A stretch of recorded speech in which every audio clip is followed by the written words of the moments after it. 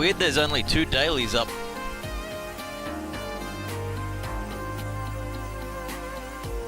Thought they didn't reset till 9 o'clock. I guess they reset at 8. We're on daylight savings time.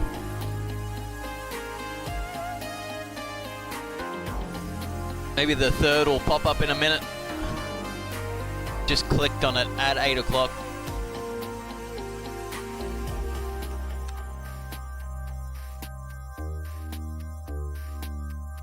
Got Paul Ricard.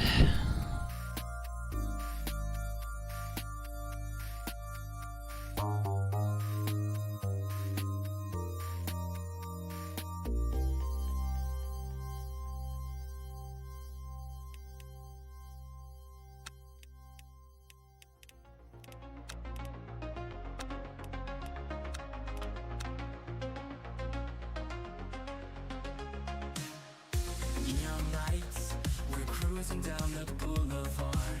City's alive, we're chasing dreams and shooting stars. Radio's on, the scents are echoing our hearts. Feel the heat, it's a night that won't depart. Summer nights, electric skies, we're living in a dream, no goodbyes. Memories, memories in the neon glow. We're the heroes of this midnight show. Palm trees sway beneath the silver moonlight. Endless waves, our spirits soaring in flight. Time stands still in this endless paradise. Hold me close, we'll make this moment last tonight. Summer nights, electric skies, we're living in a dream, no goodbyes.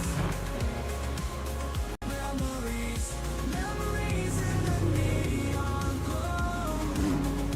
We're the heroes of this midnight show. Someone calling in the breeze, lost in rhythm, hearts at ease.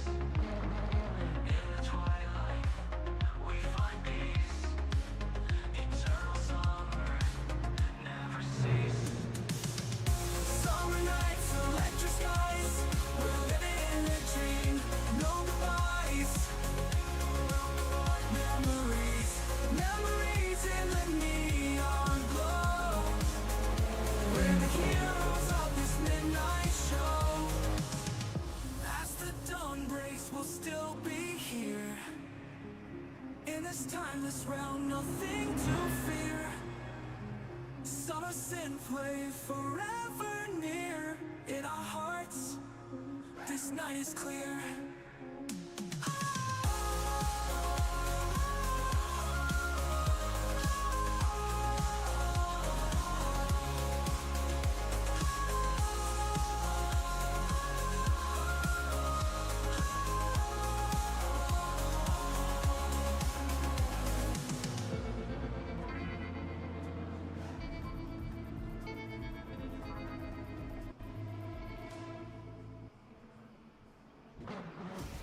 .24/7 Synthwave with all your favorite artists. What's up? This is Miami Nights 1984. This is Celerec LA Train. This is FM84. Hey everyone, this is Ark.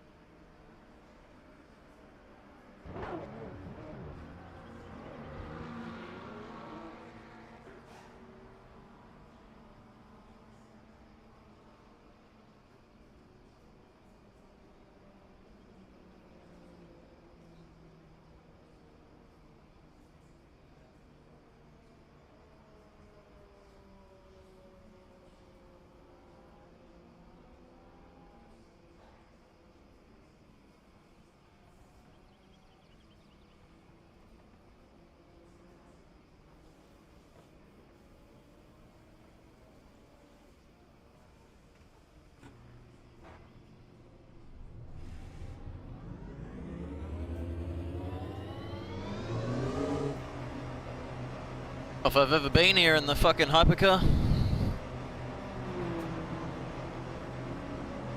Layout this is either.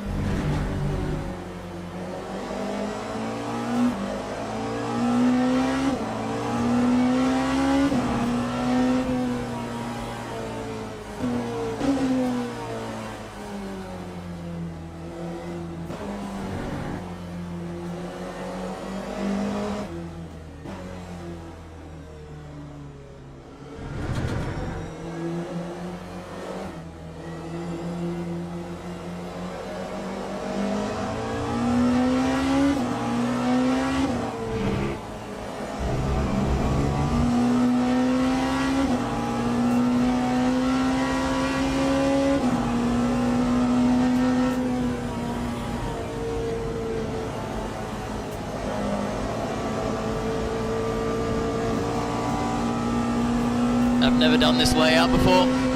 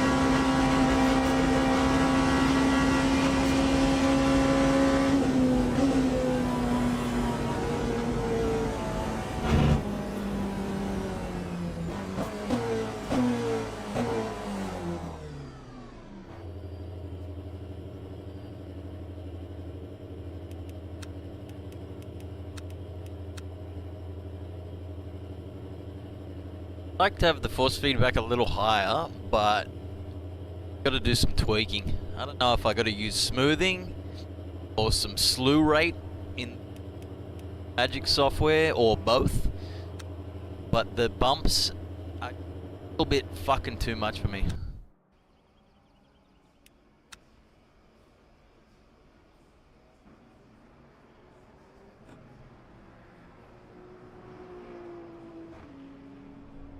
I can't even really stand Sebring since I got set up. Bumps are just fucked.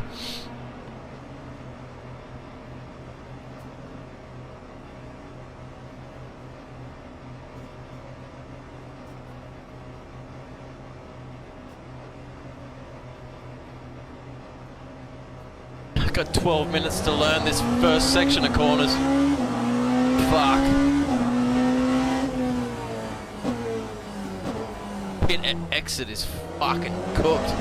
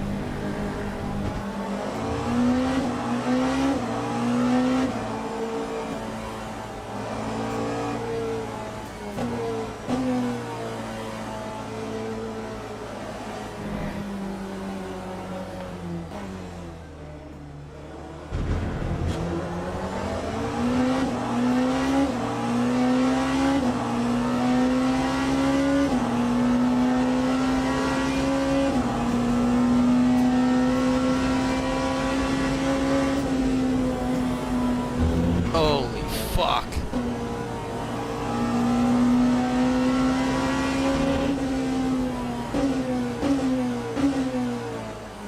It's gonna take me a while to get the hang of this layout, man. Just that first little section.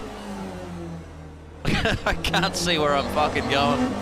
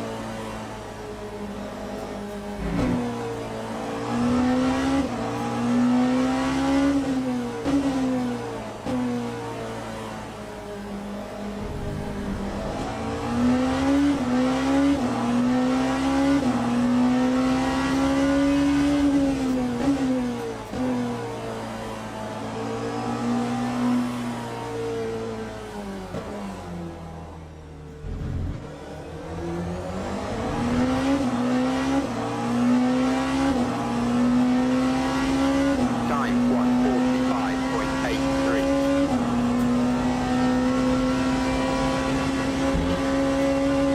Oh man, I have no idea, eh?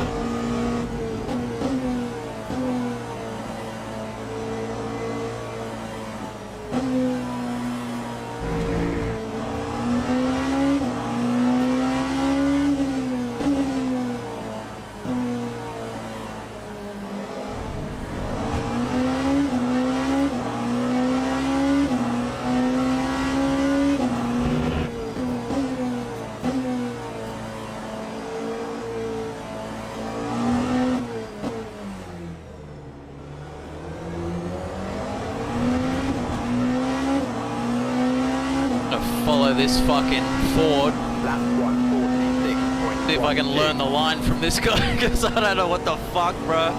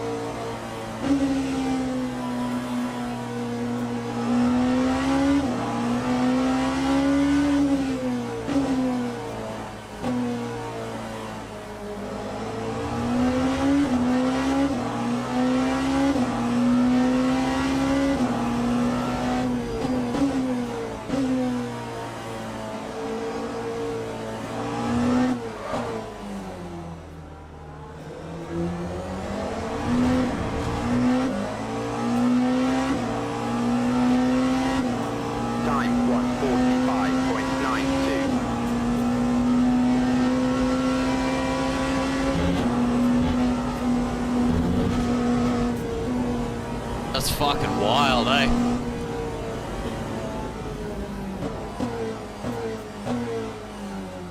End up coming into this section so much faster than you normally would too.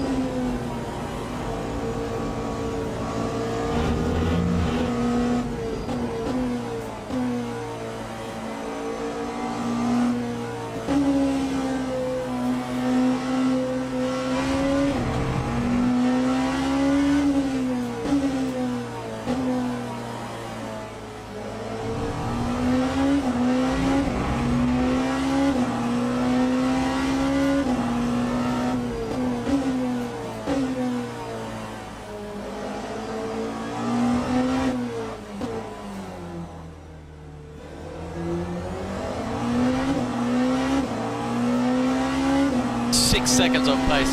Fuck it, hell, dude. 143.70. Gonna full throw it in. Oh shit. Feel like I gotta keep it in 7th, but I'm scared. Fuck.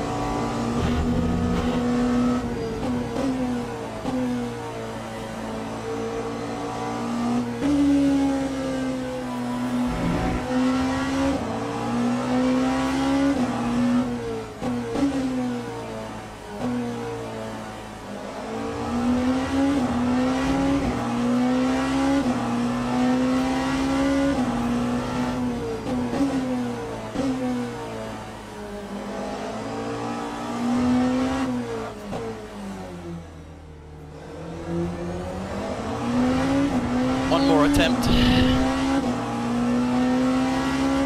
Lap 142.05.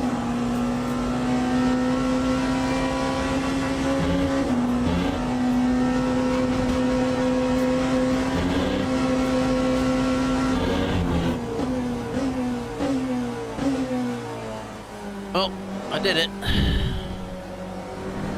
Fucking sketchy, but holy fuck.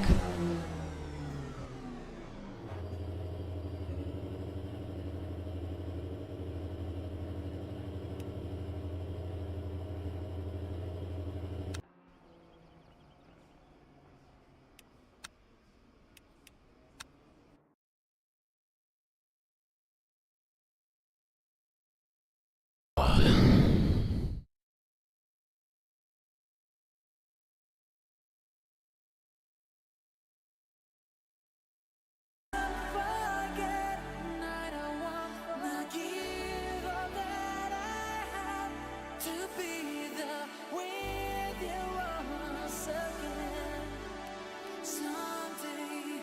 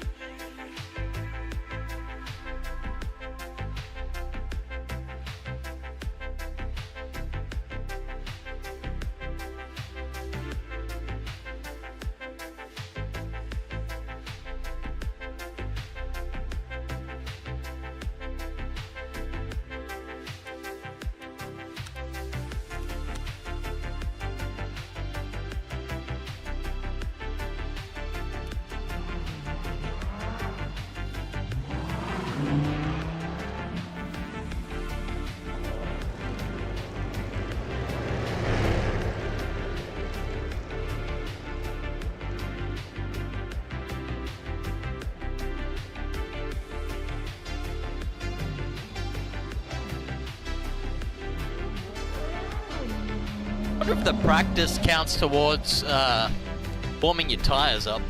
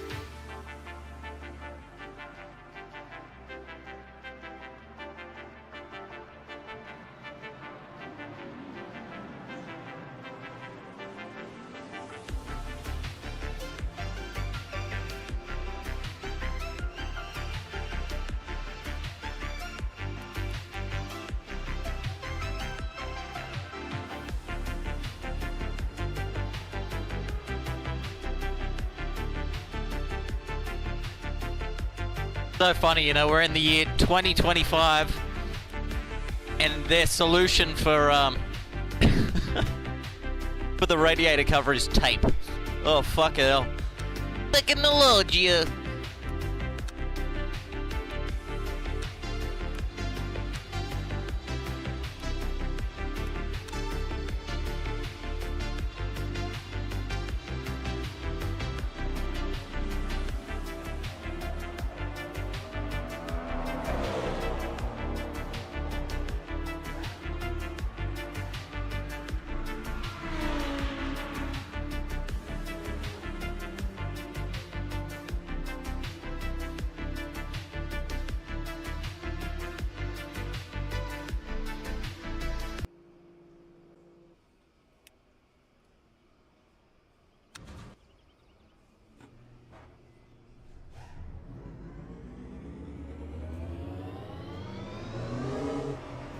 car start like that sometimes, instead of doing its proper bump start.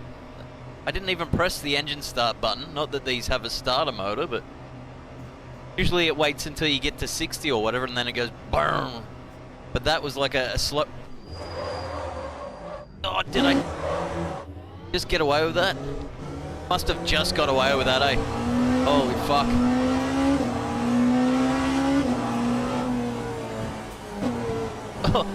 I don't like this pit exit. These cold tires.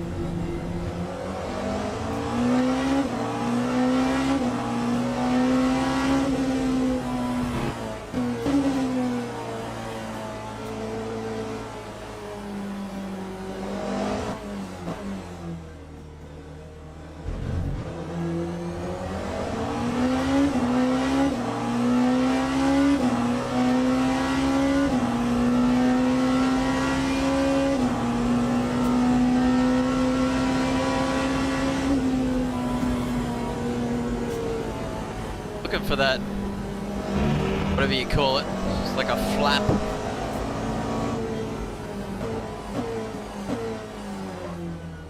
What you call those? They're like bollards, but not.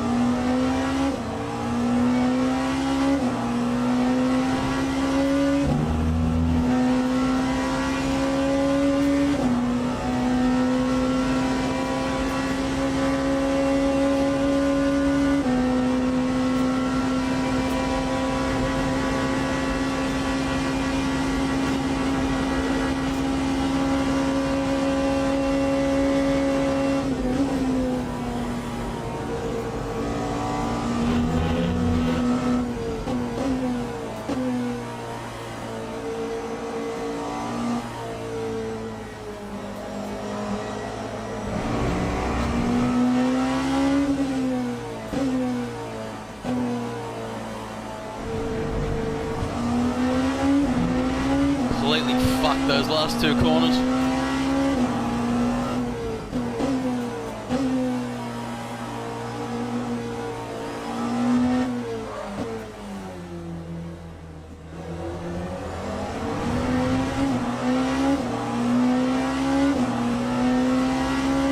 That time was a 1:41.02.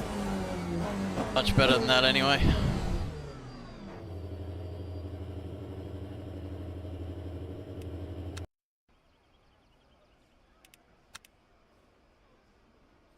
Take this under.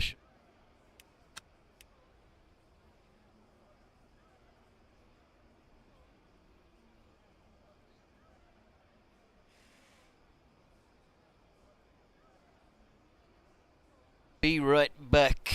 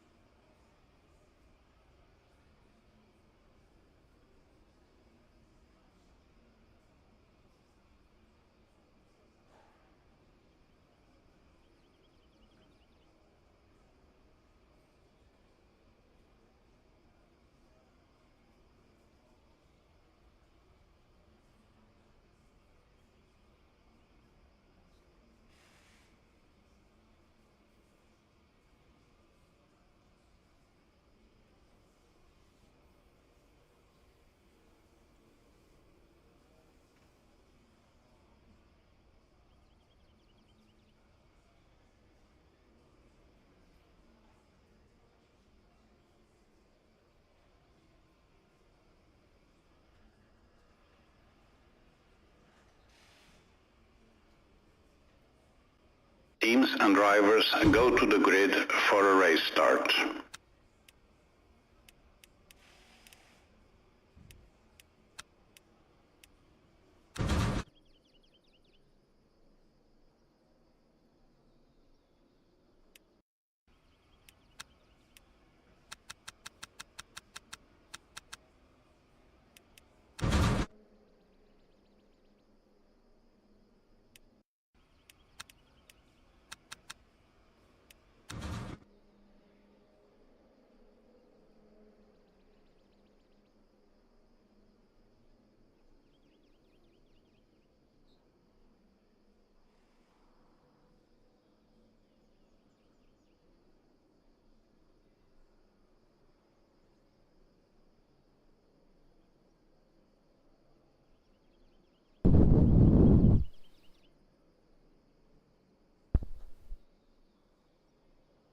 Formation lap has started.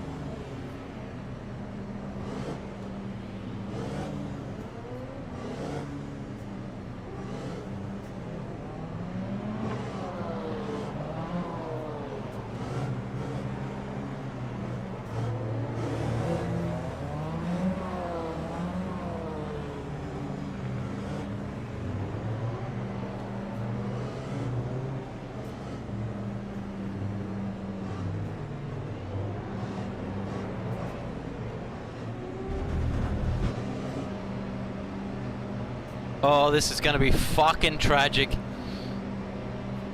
Green flag, green flag. Bad enough on the regular layout. I don't know what's gonna fucking happen here, eh?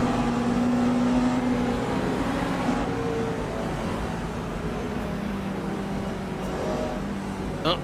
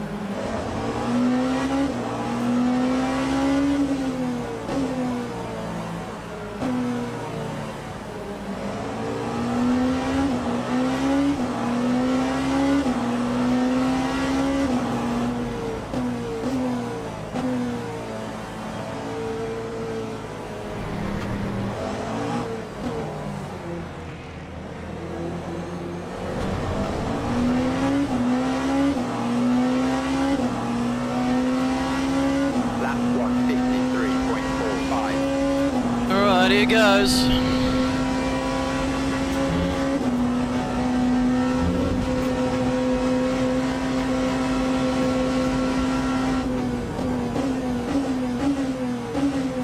Fuck, I nearly got eaten.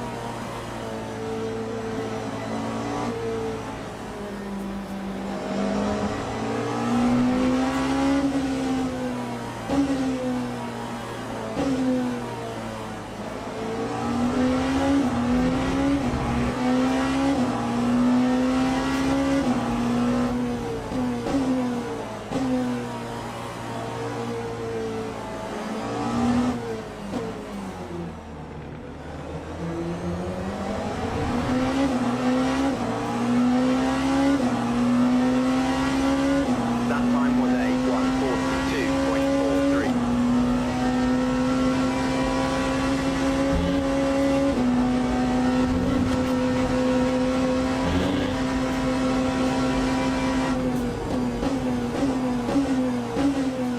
Oh god, I'm struggling with that. Don't know when I'm gonna lock up. Should have tested the brakes a little bit harder in practice.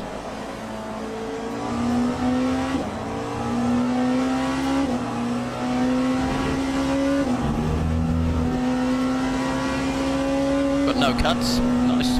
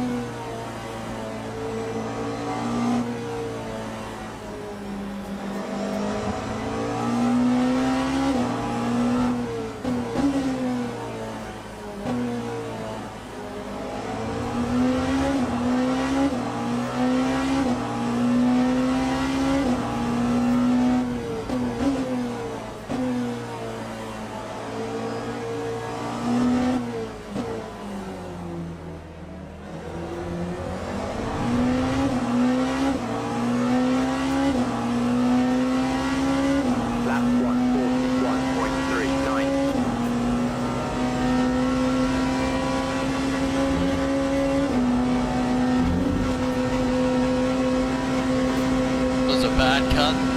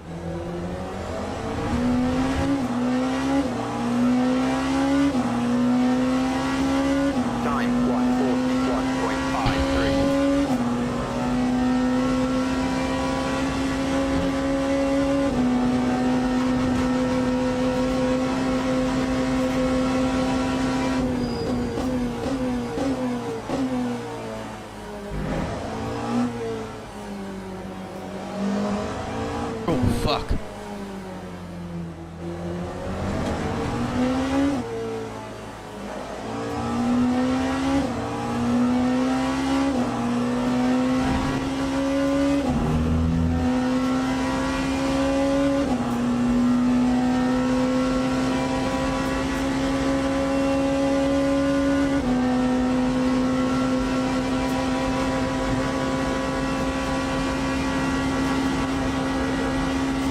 Sakshewski. I reckon that's Dan Suzuki. Sounds like something he'd smurf on.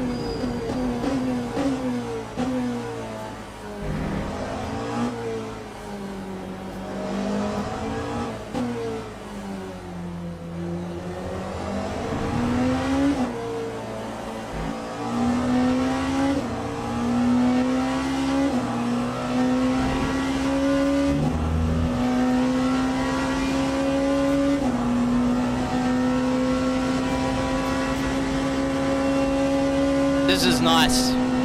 Faster than the slow guys, slower than the fast guys. Gives you time to learn the track, learn the layout.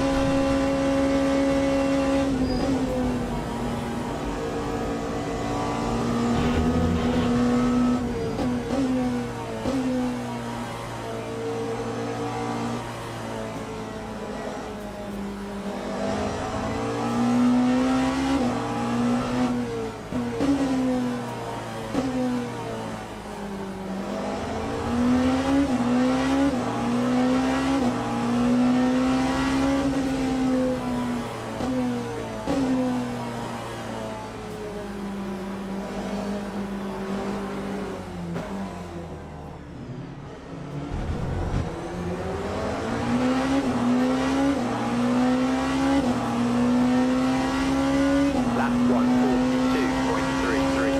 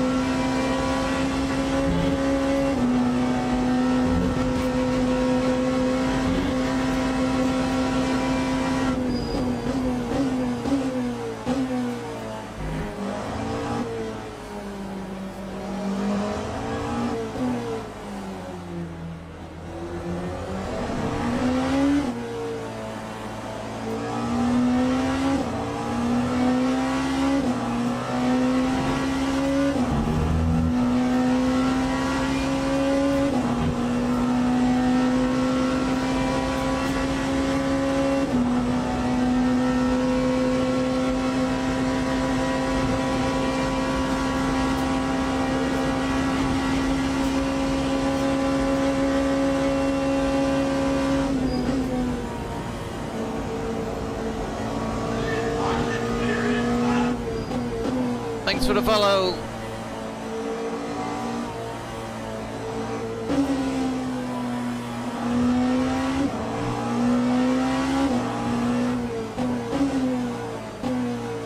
Fast boy behind me. I think I'll just let him through.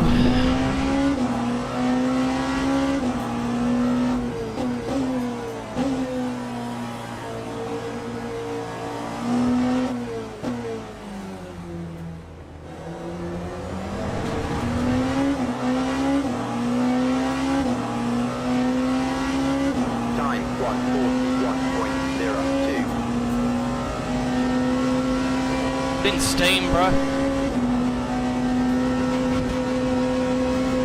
An option within Steam somewhere.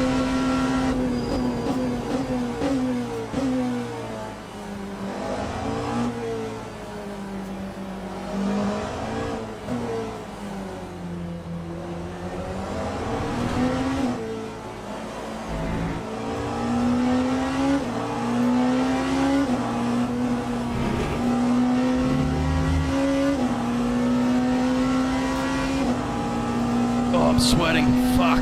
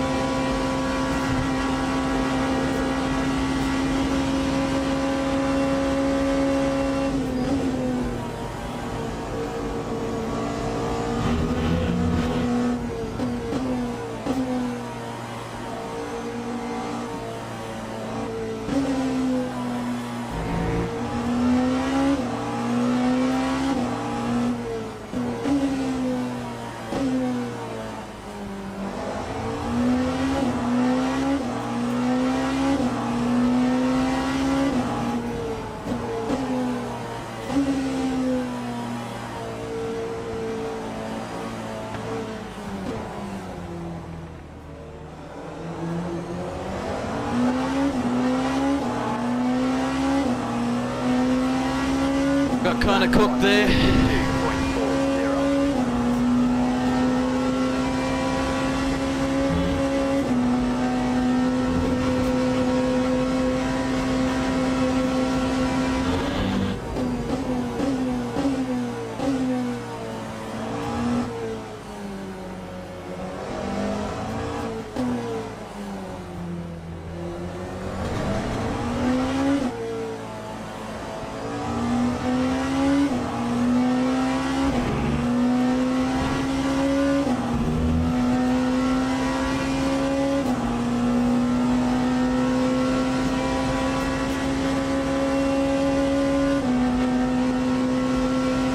third place got a drive through.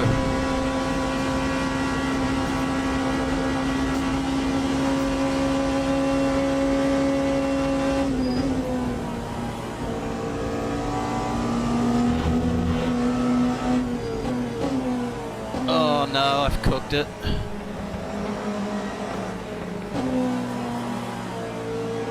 Oh, not as hard as he did though.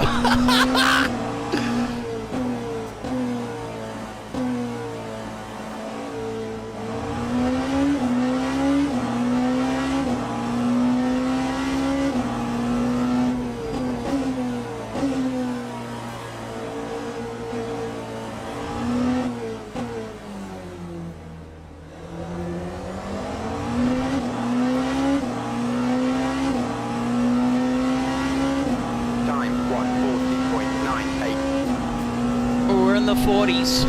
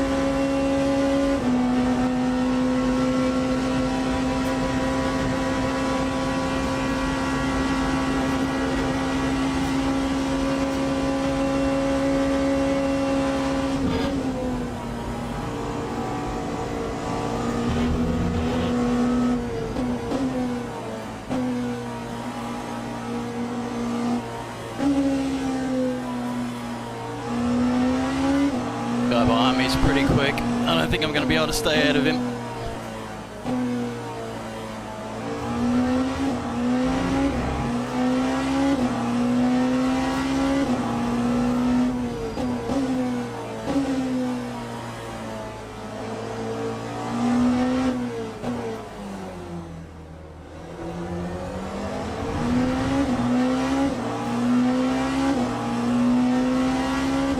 That time was a 1:40.27.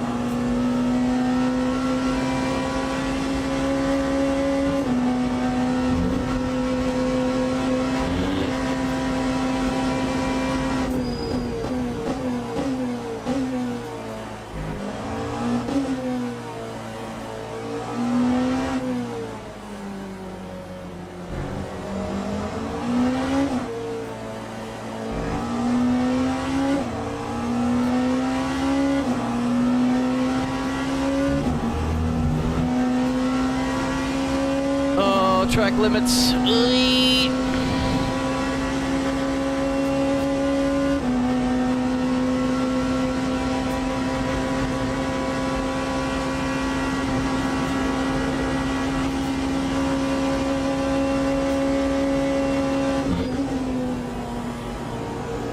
Oh, I fucked it.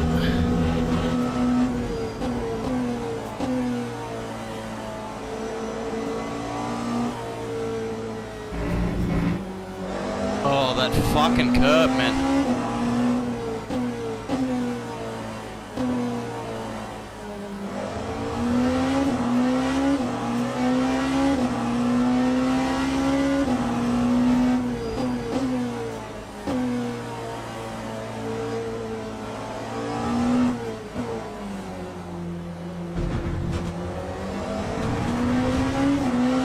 Oh, this is gonna be fucked.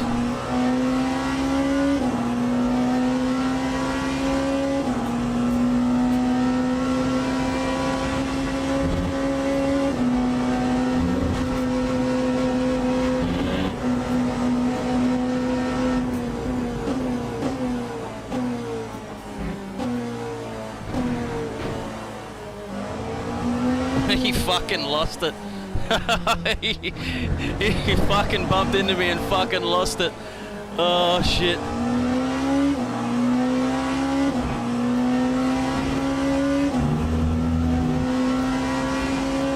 I was in third where I should have been in second, so I bumped it down 2 gears. And then, whoops.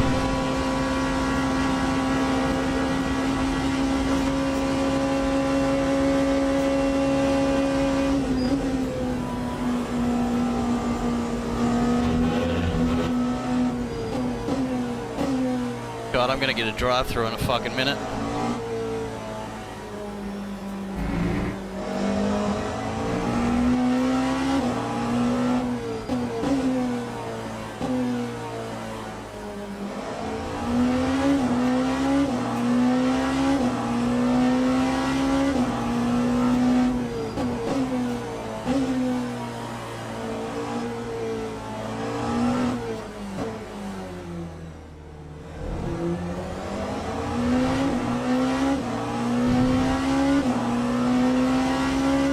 That time was a 1:40.74.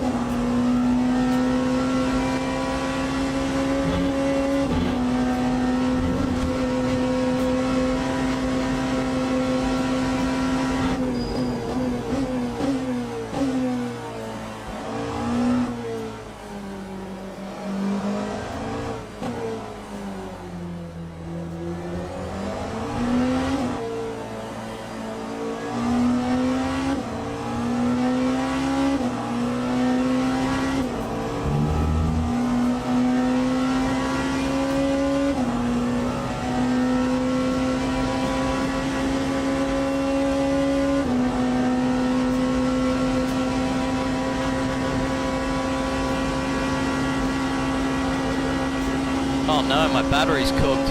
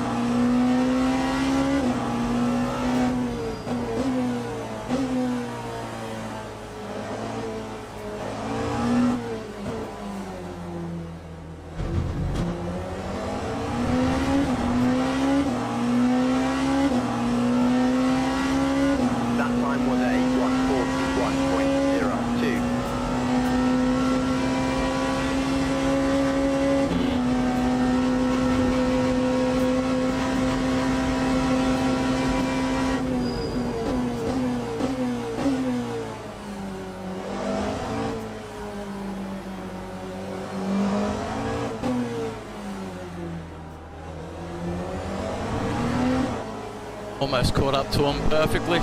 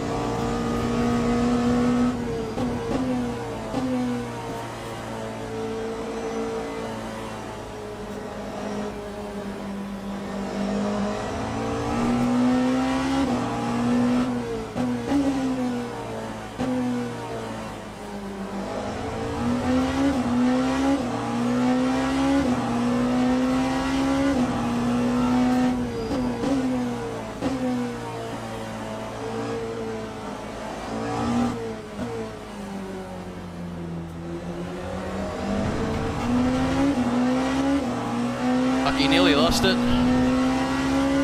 Lap 141.84. Sir. Like 3 times this race, a GT3's given way to me on that exact same corner by sending it wide. What a distinguished gentleman! Oh, 8 minutes to go, and third, fourth, and myself are starting to bunch up. It could get feisty.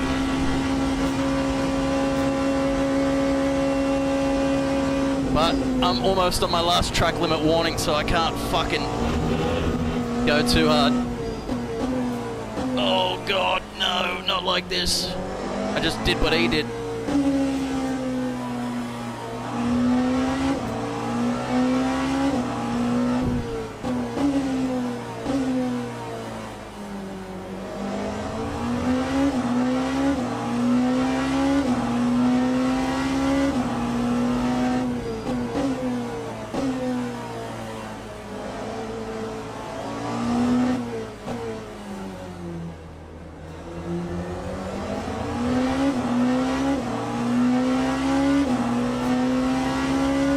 Lap 142.02.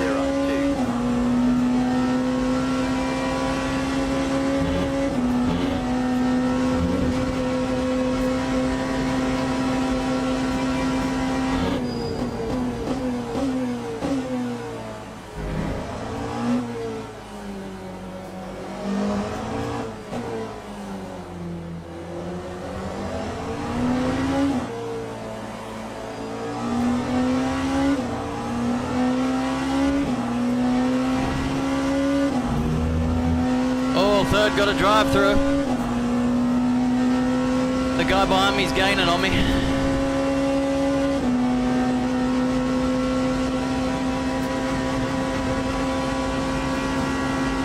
Like we'll probably end up with a 4th or a 5th place. I don't think I'll get 3rd.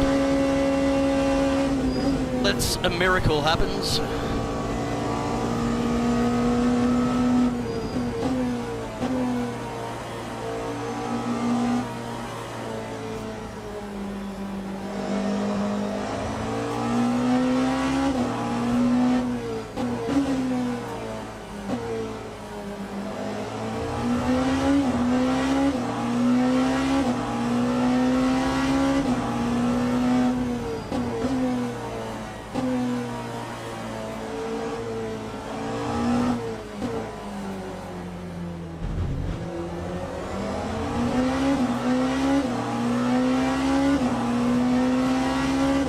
That time was a 140.35. There's our miracle. But he's rejoined.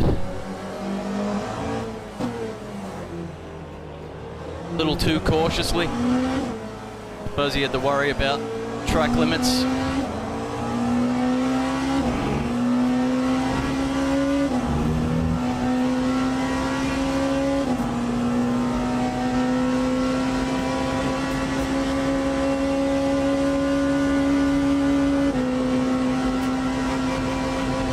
Gonna give this guy a flash before we go in, just to fuck with him a little bit.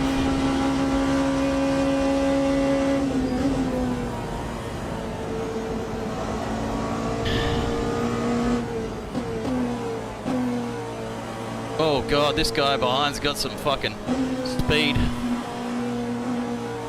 This guy's fucking full cooked it.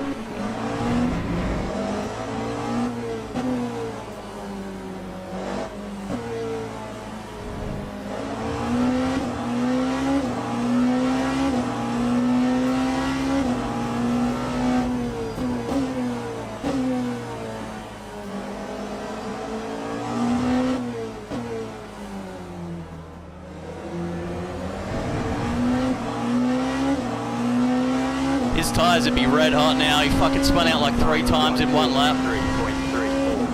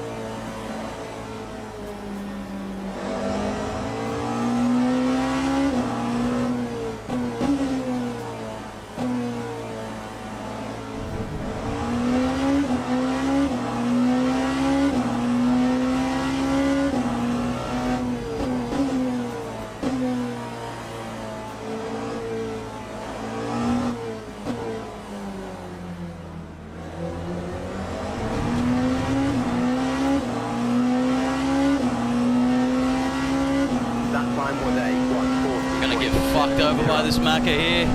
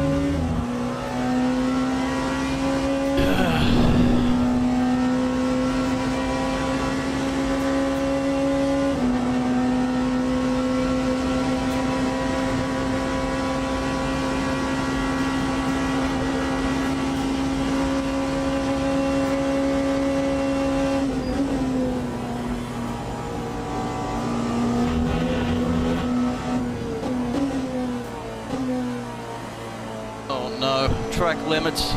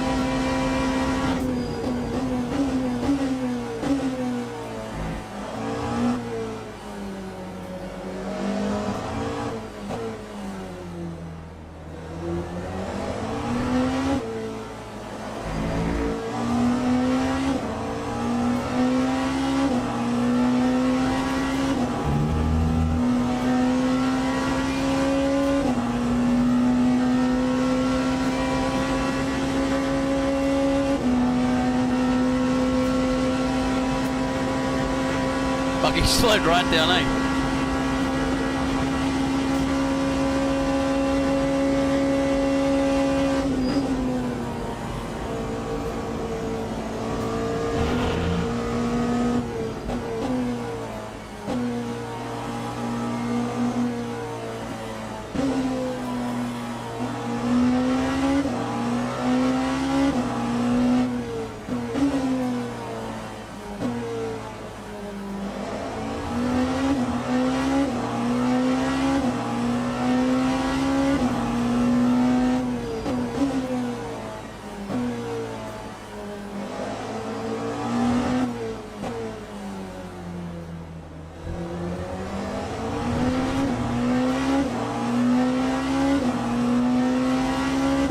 Lap 140.96.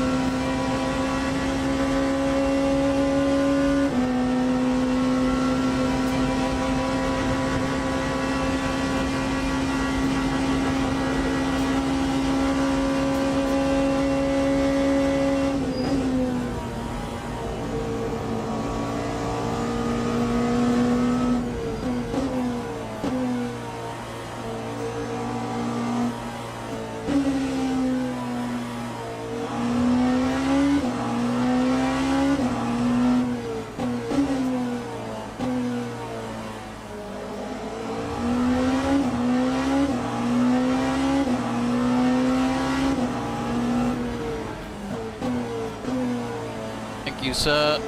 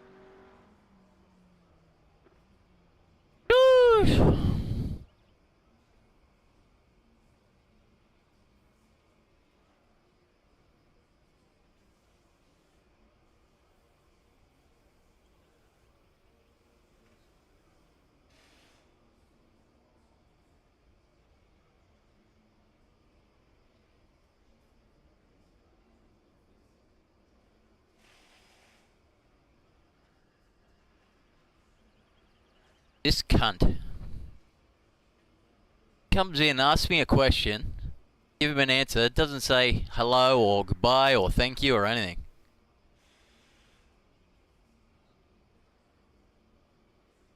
At least he's not one of these cunts that follows you and then unfollows you. They're the worst kinds of cunts.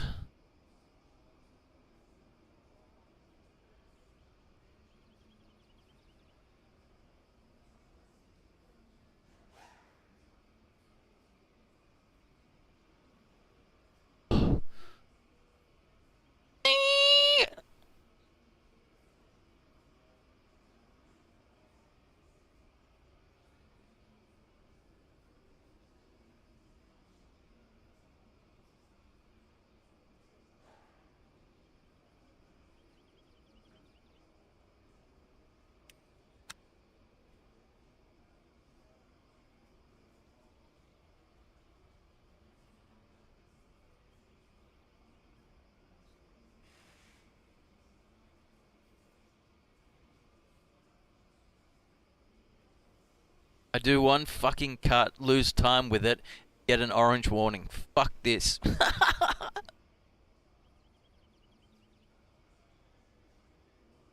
Worst layout they could have added. I think it's fun, man. Like that first little fucking section, it kind of reminds me of like, reminds me of Spa, but on much flatter ground, obviously.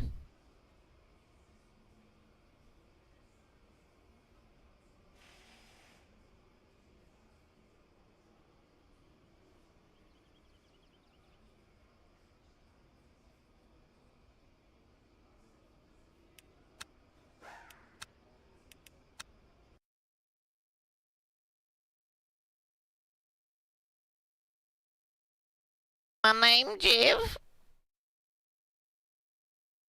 Fourth place. Take that. Back into silver. Oh, mid driver rank impact. I don't think I've ever seen a mid up. I've seen mid down. Holy shit. Mid impact on the up and up. Holy fuck. Love to see it. So much easier for me to gain rank when I do hypercars, man. Easier than any other class. The amount of people that fucking drive these and just fucking bin it. Phenomenal. Look at how many hypercars binned it. 5 binned it. Whole bunch behind me fucking spun out 10 times.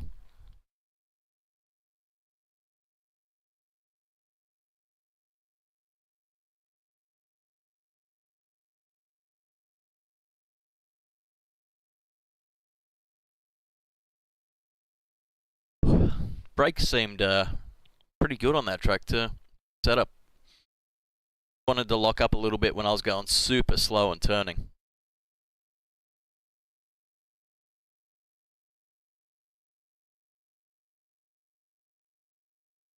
Then locking up in fucking 4th gear and shit. Like the Monza setup was the other week. Fuck, that was terrible. Fucking terrible. Something to do with the air temps though.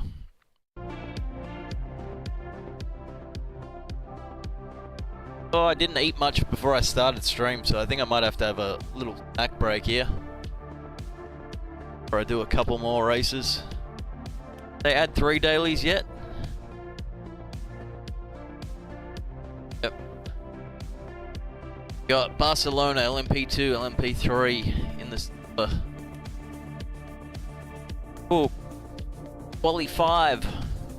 I did the other ones, but fuck man, I've got no chance of fucking winning that shit. It is kind of fun though, racing against all the other Maccas, but do it to try and win, because that's never gonna happen. LMP2, P3 and GT3 at Portimao. Oh, we've got a Spa race. P2, P3 and GT3. I hate how they've got 3 of each race now, but you can only ever see 2 at a time.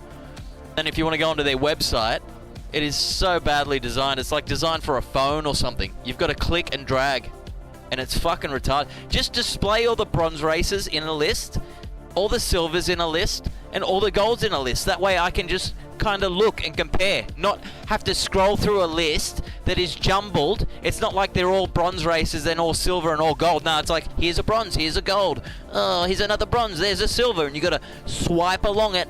It is so shit. Whoever designed that needs a good old-fashioned kick in the nutsack. I'll be right back.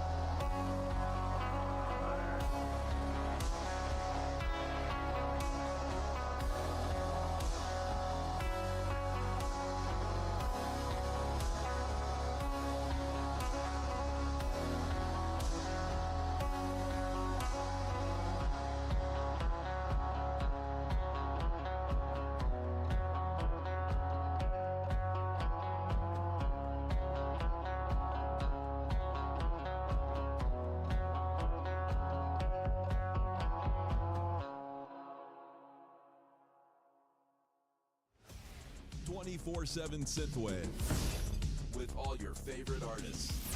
What's up? This is Miami Nights 1984. This is Celerec LA Train. This is FM 84. Hey everyone, this is Arcade High.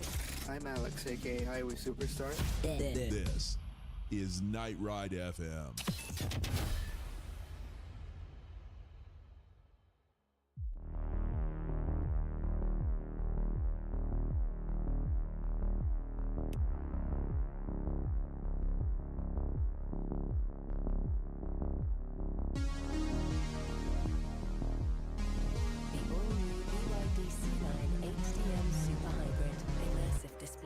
Massaging seats for 4, 21 speaker sound system, the 7-seat SUV you want.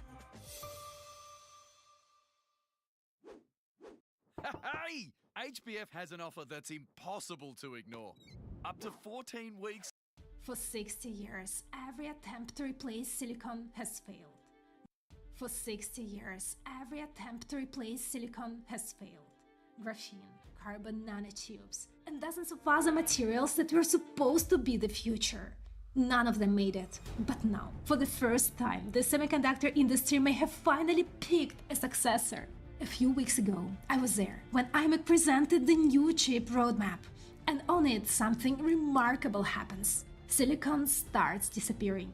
Not from your computer, but from the roadmap itself. And the material taking its place is just a few atoms thick. I'm a chip design engineer, and in this episode we will explore a new material that could replace silicon. The first microchip already running on it, and what it tells us about the future of computing. Subscribe to the channel and let me explain. For more than 60 years, the entire computing industry has been built on a single material, silicon.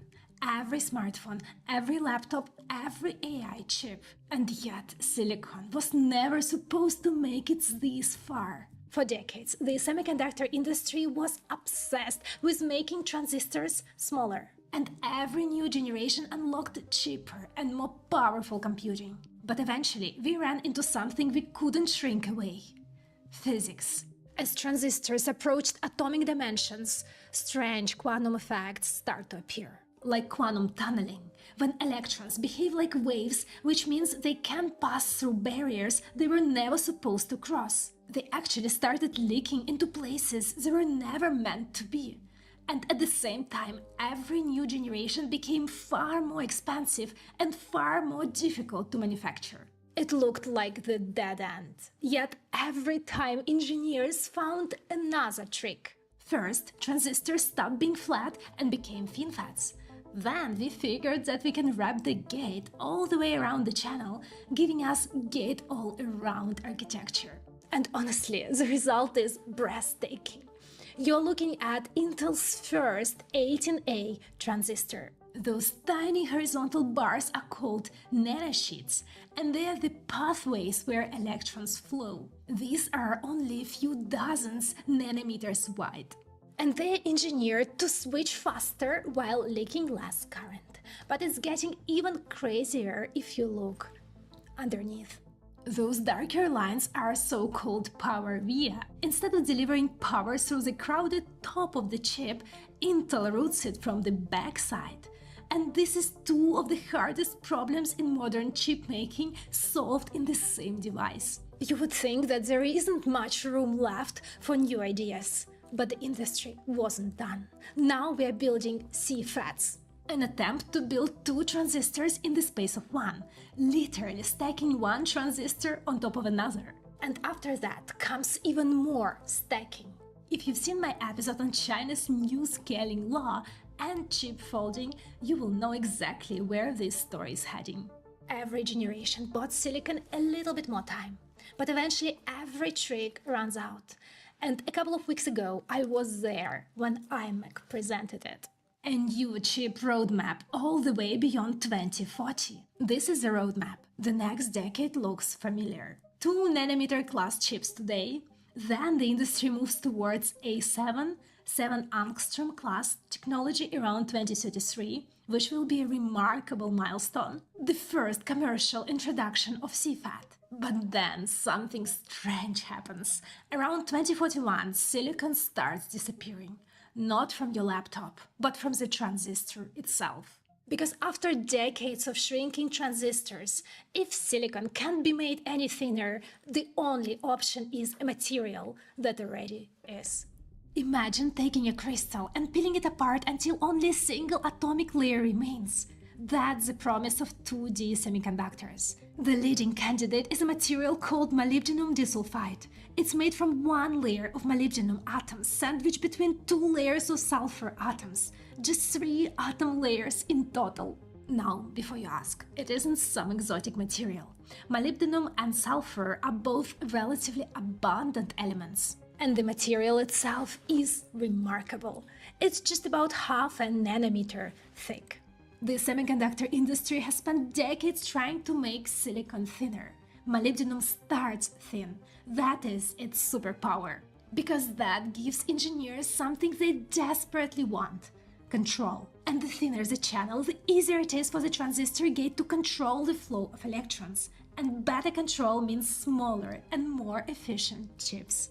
Here, you're looking at some of the world's first advanced 2D transistors, built by TSMC, ASML and IMEC, manufactured using EV lithography on a standard 300mm wafers. In other words, the world's leading chip makers have already started building the processes to make it real. And with every new prototype, the post-silicon era moves a little closer. Many people think this is just about making transistors smaller, but it's not. It's all about power. New Cadbury and more. Smooth, creamy chocolate with crunchy, swirly. When the channel is only a few atoms thick, the transistor gains extraordinary control over the electrons flowing through it. And that means lower operating voltage. And in semiconductors, lower voltage is a huge deal. And for materials like molybdenum disulfide, we are targeting roughly half of operating voltage of modern devices, which could translate into dramatically lower power consumption. Based on the published papers, these transistors have consumed up to 1,000 times less energy than comparable silicon devices. And that is why this story is way bigger than transistor scaling. Right now, AI is pushing the industry into an energy crisis. Data centers are becoming some of the largest consumers of electricity on the planet. The industry doesn't just need more computing, it needs more computing per watt. And that's exactly where atomically thin semiconductors could make a huge difference. But the story doesn't end there, because replacing silicon might be not the end goal. Building on top of it might be. Next, we will look at the first working processor built on this technology, and for the first time see what a post-silicon computer might actually look like. But before that, recently I've been using the Anker's Prime charger, the world's most compact 160-watt multi-port charger. And that got me thinking, is the original charger always the best fit? When I travel, I'm carrying 2 laptops, a phone, an iPad, camera batteries and other accessories. Normally that means several chargers and a mass of cables in my bag. The Anker Prime 160-watt replaces all of that with a single charger. It has 3 USB-C ports, so I can charge multiple devices at the same time. And if I need to power something demanding like my MacBook Pro laptop, it can deliver up to 140 watts from a single port. What's interesting is how Anker manages to pack all that power in such a compact device. The key technology is based on GaN or gallium nitride. It wastes less energy as heat than traditional silicon. But what really matters is how Anker engineers it. With GaN Prime 2.0 and its MBUC architecture, Anker reduces inductor size to 1/4 of traditional designs. On top of that, Power IQ 5.0 intelligently balances power between connected devices, automatically reallocating unused wattage where it's needed most. And Active Shield 4.0 monitors temperature more than 10 million times per day to help prevent overheating. And the built-in display shows exactly how much power each connected device is drawing in real time. I travel a lot, and this one charger replaces for me a bag full of chargers. If you want to learn more, Anchor is running Ask Me Anchor Thing series. The link is below. But roadmaps are just plans. Building a working processor is something else entirely. And that's where the story gets interesting. For more than a decade, researchers were showing individual demonstrations, individual 2D transistors in labs. Always the question was obvious. Can you build a real computer with this material? And can it run Crysis? Now we have an answer. Have a look at this new chip from China. It's the world's most advanced processor built from a 2D semiconductor. The chip contains 6,000 transistors, each with a channel just 3 atoms thick, built from molybdenum disulfide. 6,000 transistors. Well, at the first glance, that sounds tiny and a bit disappointing, because a modern NVIDIA GPU like Rubin GPU contains over 300 billion transistors. But the legendary Intel's first microprocessor, the 4004, contained just 2,300 transistors. And unlike the 4004, whose transistors were measured in micrometers, the active material in this processor is only 3 atoms thick. But it's a real processor, built around open-source RISC-V architecture, so it can execute instructions, perform calculations, and run programs. For years, researchers showed individual transistors. Now they're showing a working processor. And that changes the conversation. Because getting one transistor to work, to switch on and off, is difficult, but getting thousands of atomically thin transistors to work together is an entirely different challenge. When your semiconductor is only a few atoms thick, almost everything can go wrong. And yet, they reported a yield of 99%. In other words, almost every transistor worked, which brings us to the real challenge. For years, the question was, can these atomically thin transistors work at all? Now the question is changed. Can this be manufactured at scale? Because that's where most silicon challengers failed. The transistor My question is, the manufacturing how process durable is it going to be? didn't. But that may finally starting to change. One of the companies attracting a lot of attention in this space is C-Dimension. Their focus isn't the transistor, it's the material. How do you grow atomically thin sheets of molybdenum disulfide across an entire wafer at industrial scale? Special attack time with Jamie Hi-Fi with crazy half-price deals. Like 700 off the laptop, that's half price. 8p all-in-one printer, half price. It's wild seeing these sales, eh? It's like, it makes you realize how much you're actually getting ripped off all the time. Like, 4,000 TV is suddenly 2,500. It's like, and some poor bastard bought it 2 weeks ago and he's sitting there just fucking, oh shit. Nice noise cancelling headphones, half price, absolute madness. And this Lenovo tablet, half price. JB, you've done it again. Right now with Bupa, get up to 12 weeks free when you join and stay on eligible products. Plus, that. You know, it's the real fucked up part is like that tablet, for example, half price, $500 usually goes for $1,000, but they're still probably making money. Fucking ridiculous. Turns out to be one of the hardest challenges, standing between a lab and a mass-scale manufacturing. That may sound simple, but it isn't. Silicon has actually a 60-year head start. The industry knows how to grow enormous, nearly perfect silicon crystal ingots, slice them into wafers, and build billions of transistors on top. This process has been refined for years. But with 2D materials, we are starting from scratch. And molybdenum disulfide isn't a single element. It's a compound. Every molybdenum atom and every sulfur atom has to arrive in exactly the right place, at exactly the right time, across an entire wafer. Imagine painting a football field with a brush just 1 atom wide. That's the level of precision we are talking about. And then comes the real enemy, the grain boundaries.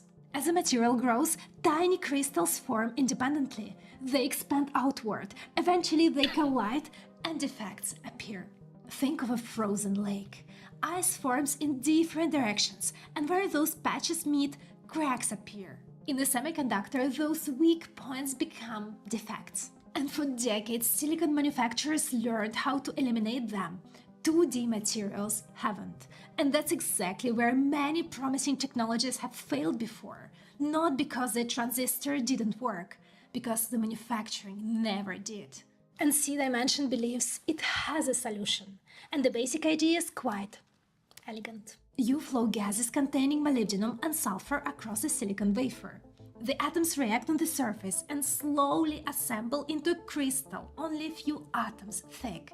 And the challenge here is the temperature, because traditional methods require temperatures close to 1000 degrees Celsius, hot enough to destroy the transistors already sitting underneath.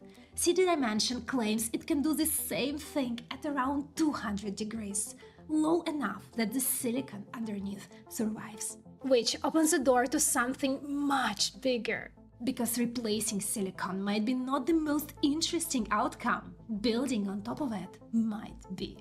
Now, for the first time, we are touching the idea of true monolithic 3D computing. You build a layer of silicon transistors, then a layer of 2D transistors on top, then another and another, like constructing a skyscraper, with entire logic layers stacked vertically. And if you watched my previous episode about Chinese logic folding breakthrough, you're about to have an aha moment, because these are not two separate stories. It's two different attempts to solve exactly the same problem.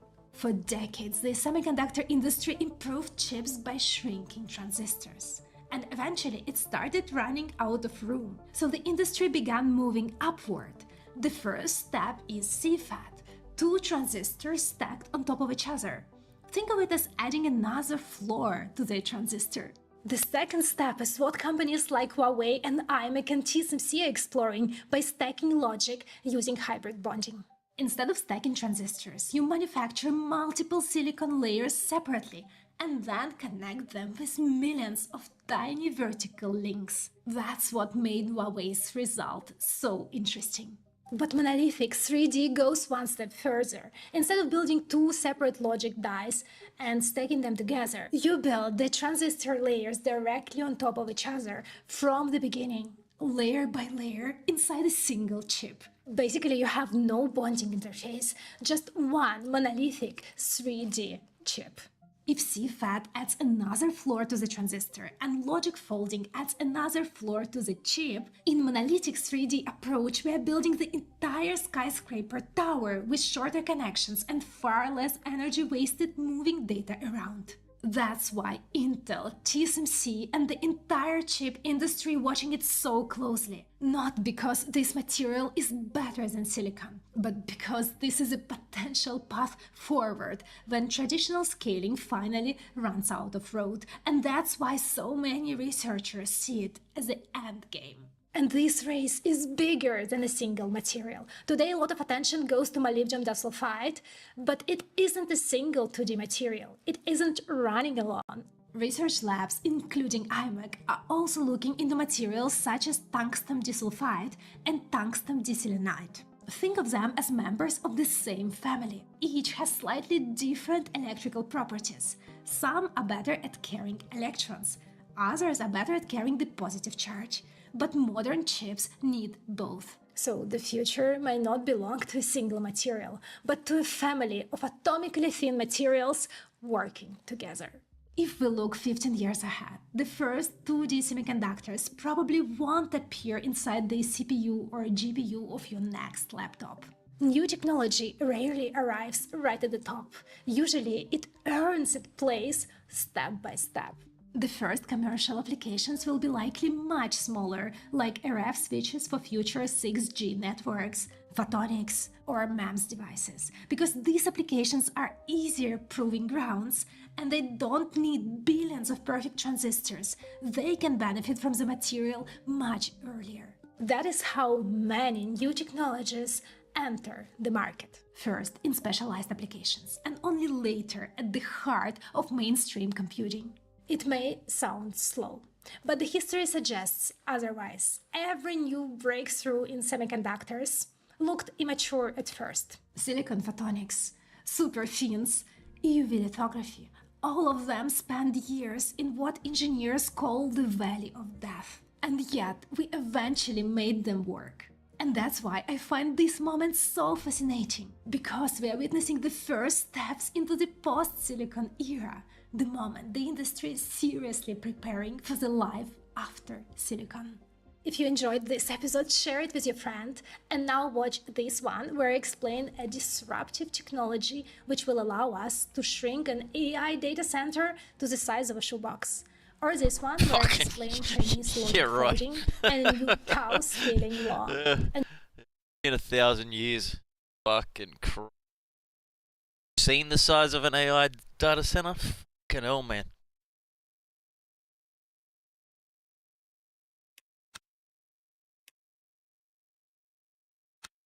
See you there.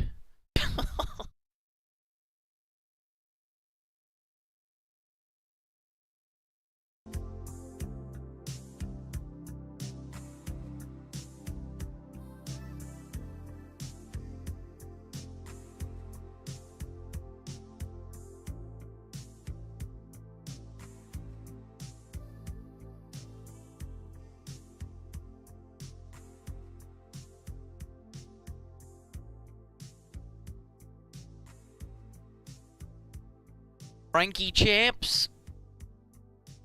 I think we might have.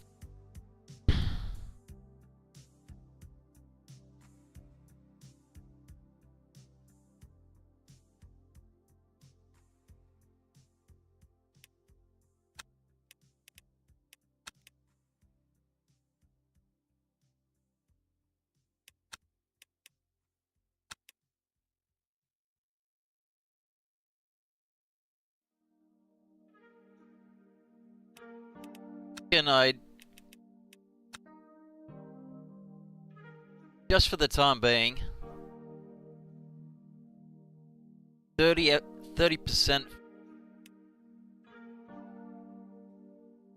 the hypers and the LMP2s, possibly drop it to 25 for the LMP3,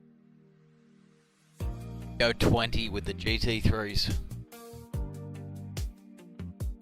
Just until I figure out to look into the smoothing. I want the force feedback higher, but the bumps fuck with me. Pretty sure the smoothing kind of takes away the issues with bumps, but I think also so does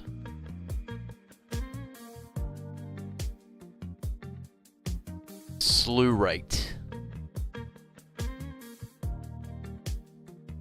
Slew rate control is used to adjust the dynamic response speed of the force feedback signal in the system. So it seems like it's kind of smoothing.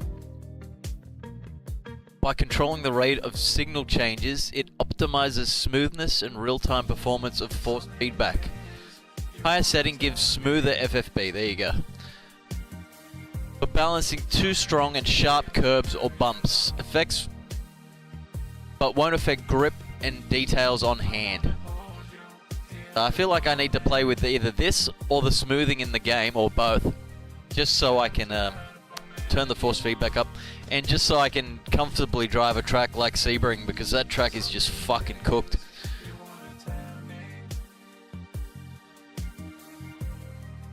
What is it with American tracks, man? You know, they've got these tracks that are just a fucking circle. I just don't get it. And then you've got these other tracks that are just impossible to drive on. Like fucking 100-year-old concrete. Yeah, that'll do. Fucking hell, man. Really?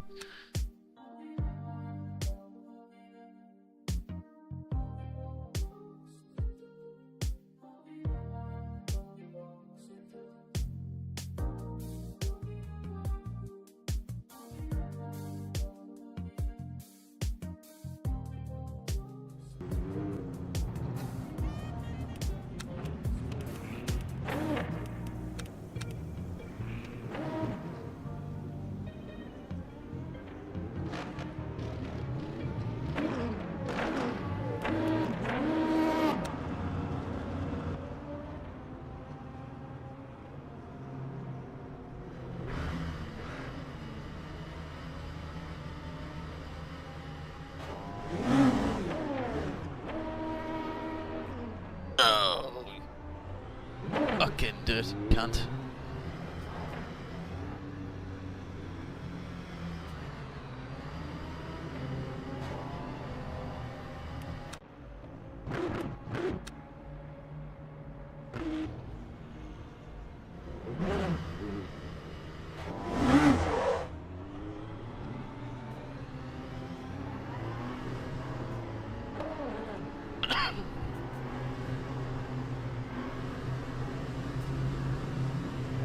My name Jeff.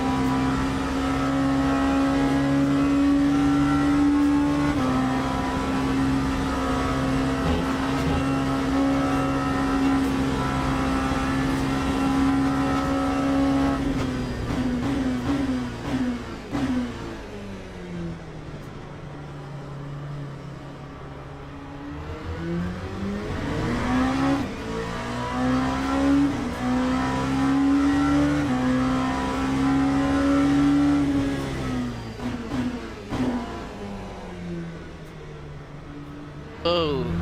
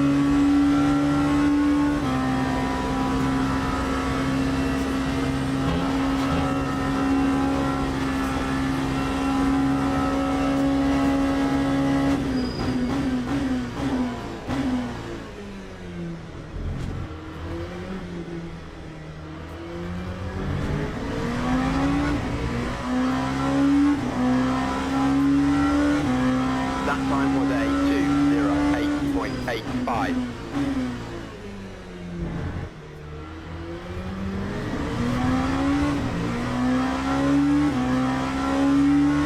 Guy's doing a 202, holy fuck.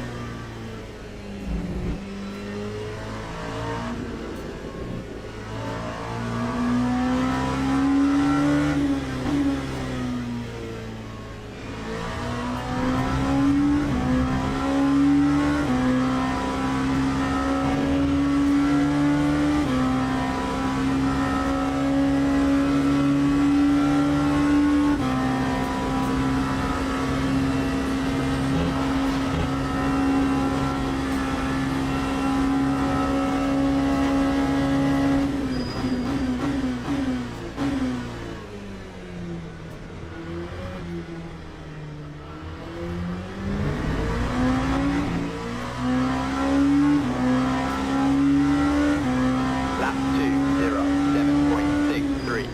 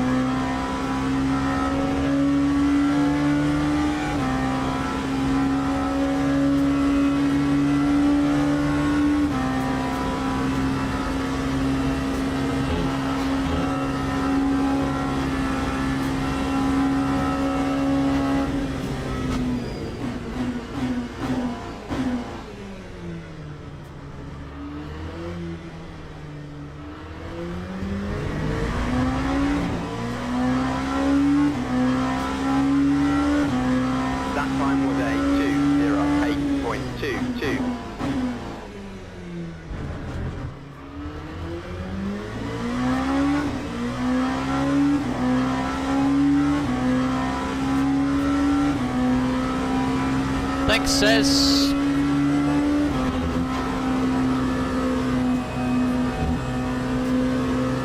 Thanks for the follow, man.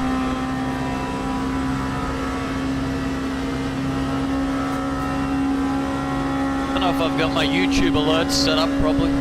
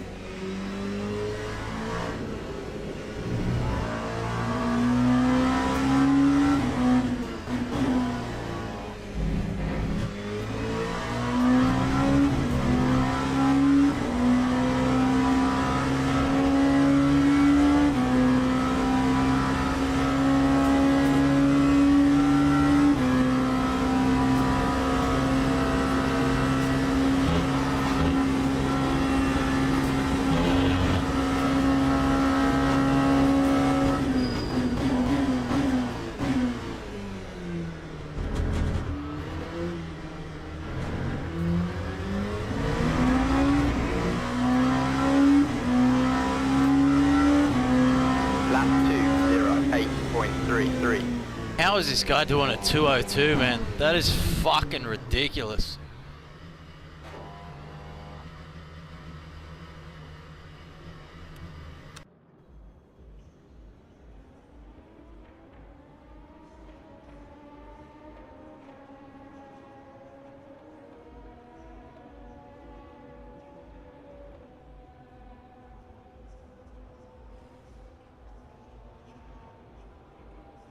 I've just got to brake a little later. Brakes seem pretty good. It's temps and shit, so might push a little harder in quali.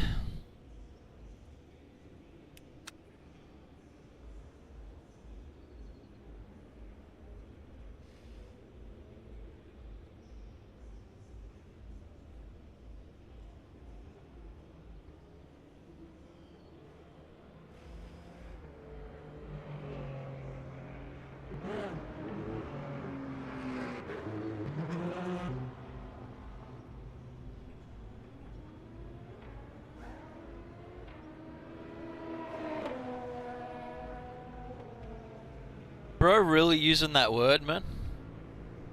Pretty sure that's a word, man.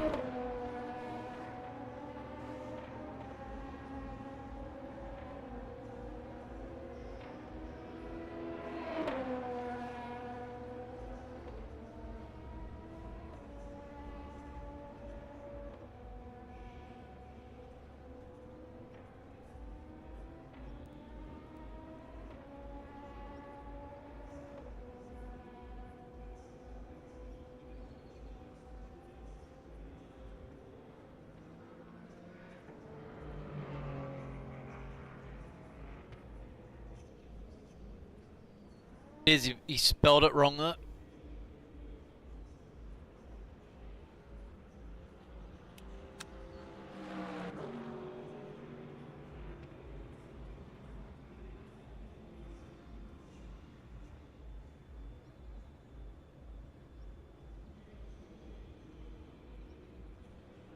Should report him to teach him a lesson.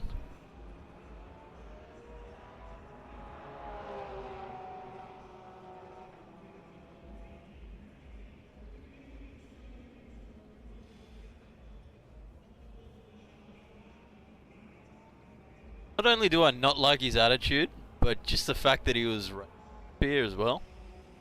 I think he deserves support. Just to teach him a lesson. Hopefully he fucks off and never comes back.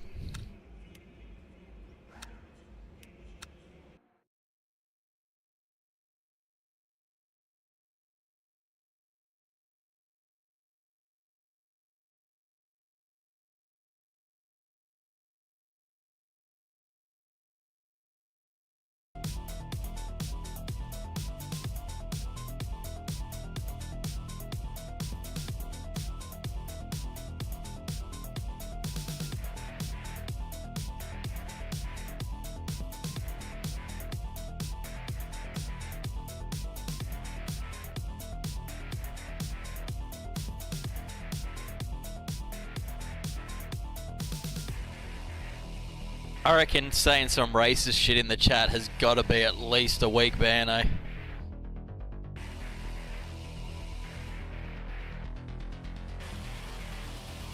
Crazy, bro's talking shit in the chat like he's on fucking Twitter. But yeah, you can get away with it on Twitter, bro.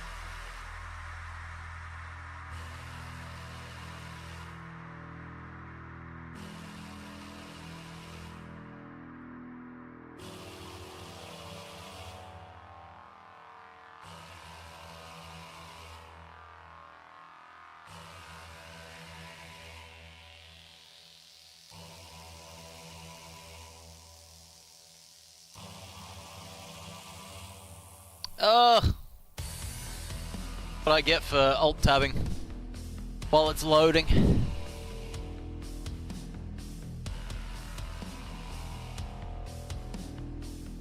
A full on lockup. There we go.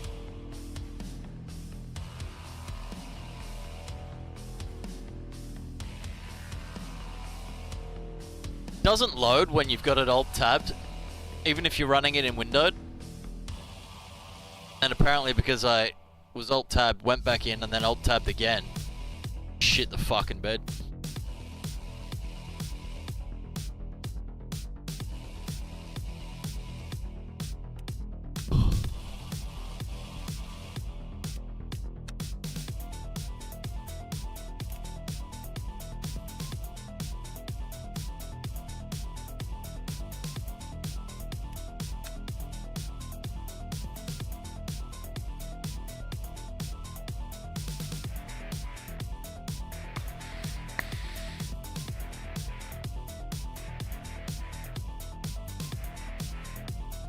Some ridiculous amount of people, like 85% of people that play this game, are all stuck in Bronze 3. I thought it was just me that got cucked by the system. Apparently it's everybody.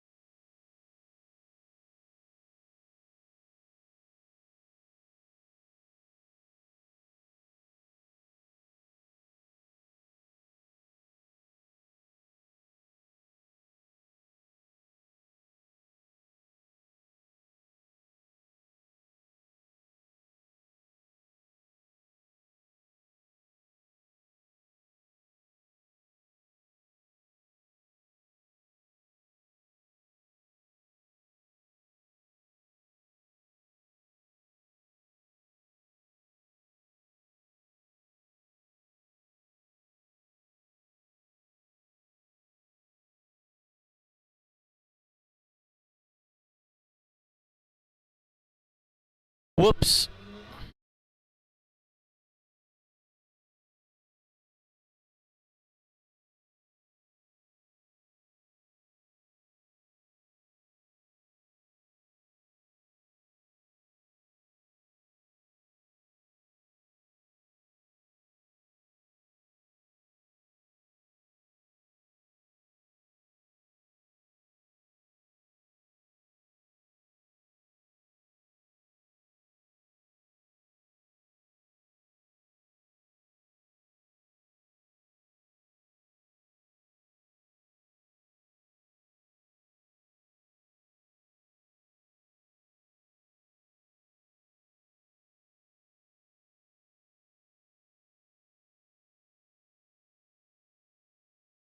Struggling.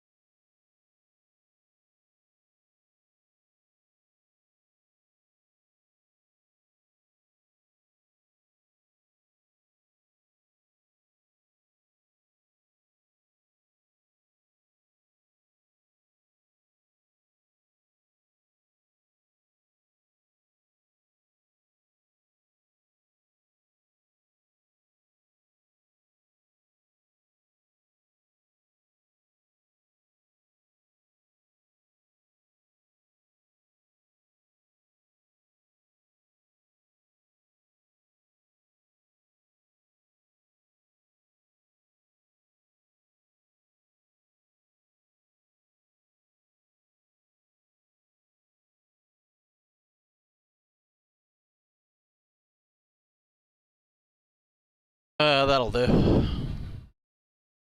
Faster than I was in practice, at least.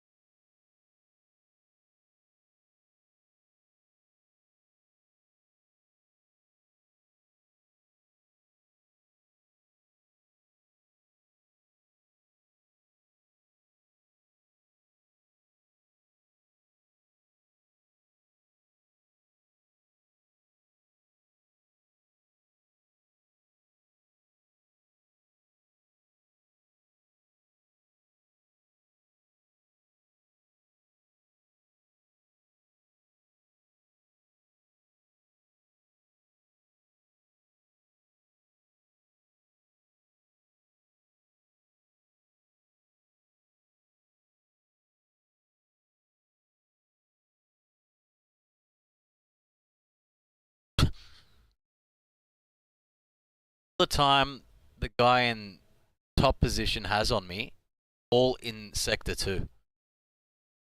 Pretty similar Sector 1, most exact Sector 3, but then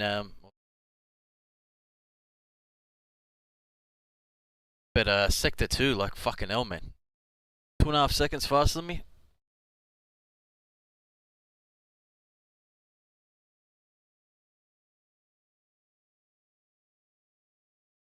Slow through the low speed corners, I guess.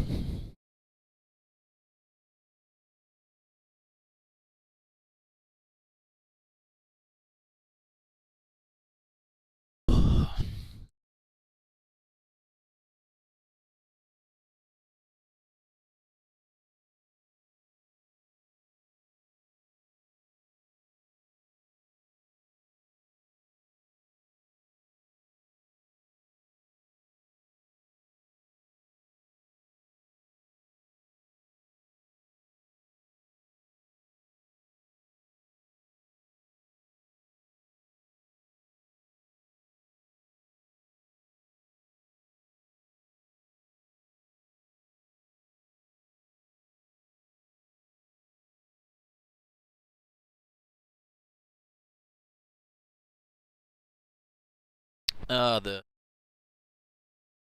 auto fucked out again.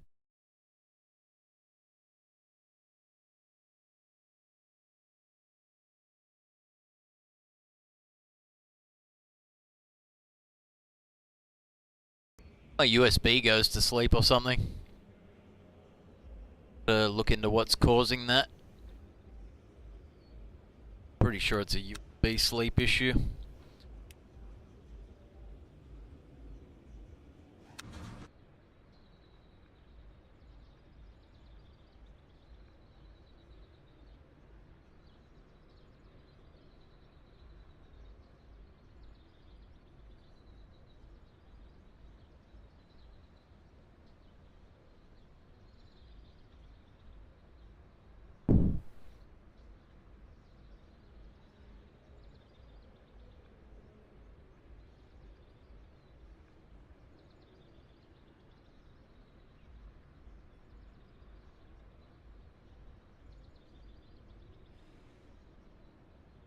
Formation lab has started.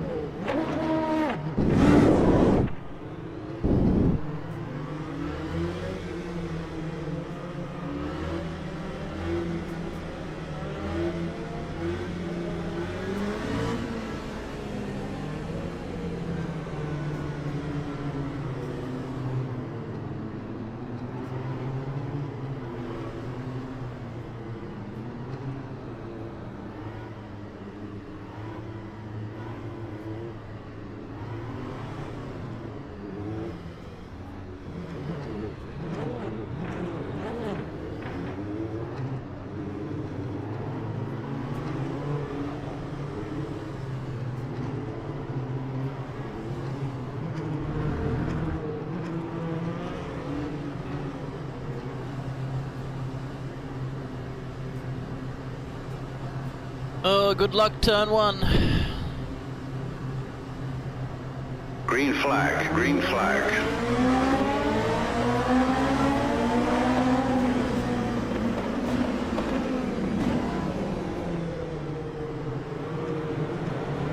Oh, God.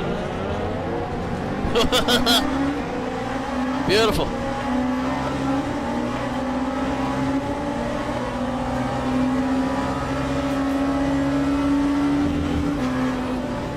Oh, fuck. Those guys went slow.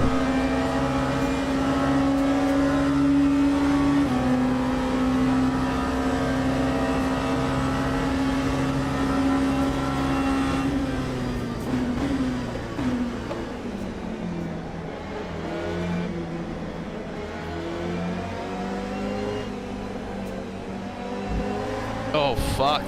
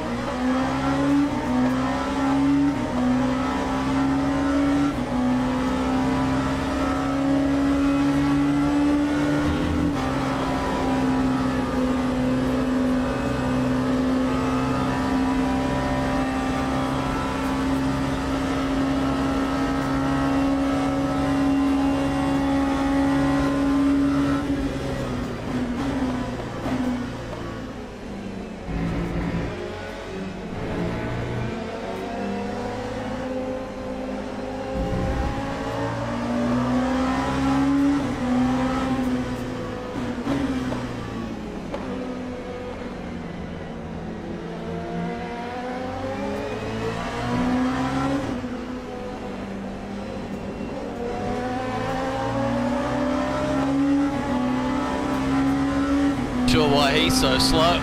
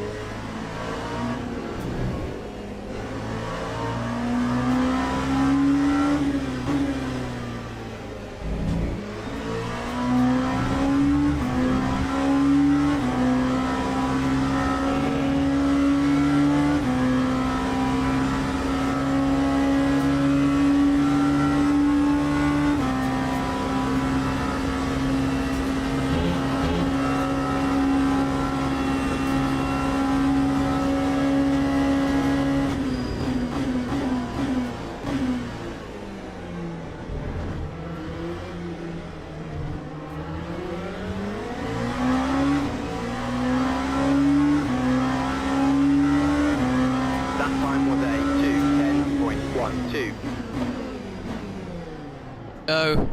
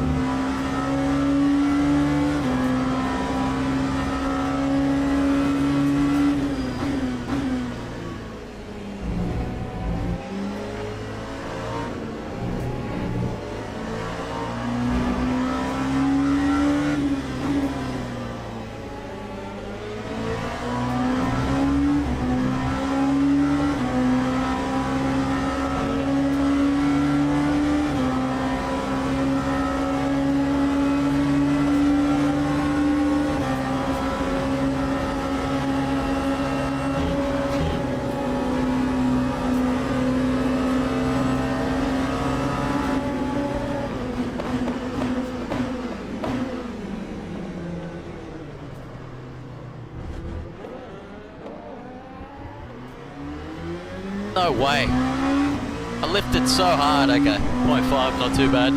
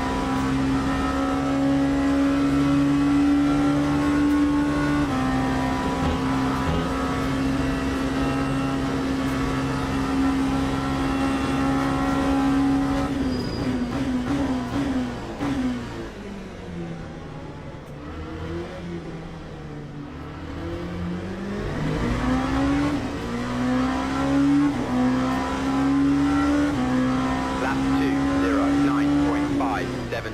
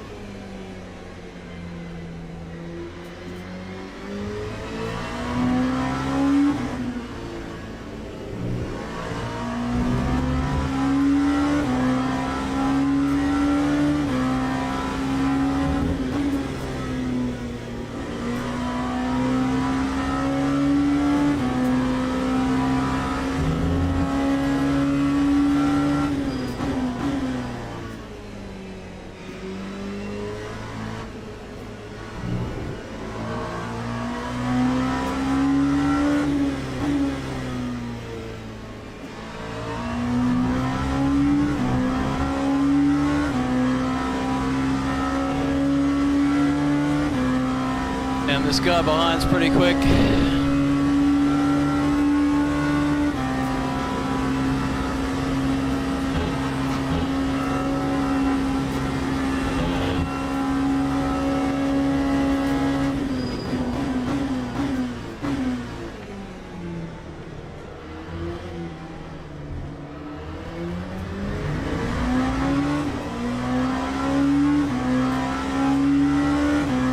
Lap 2:07.53.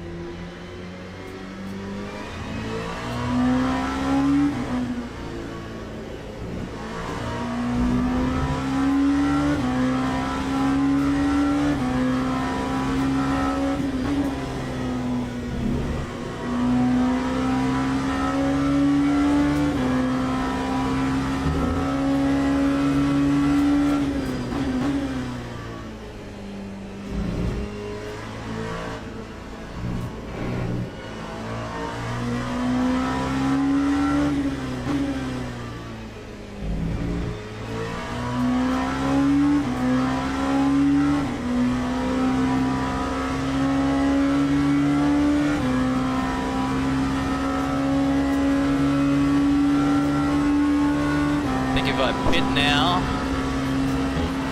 should be pretty much good till the end of the race.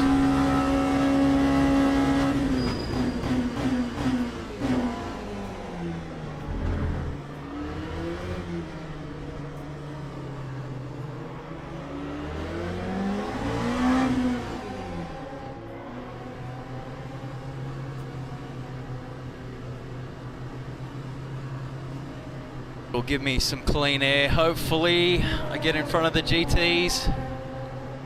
Time 2:19.26. Shit stop.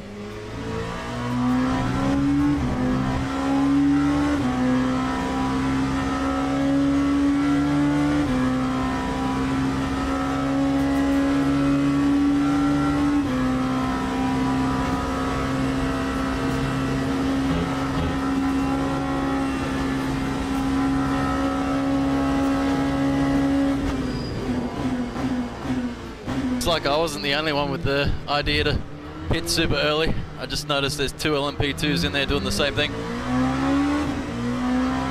Might have been the 2 that were racing behind me. Lap 232.64.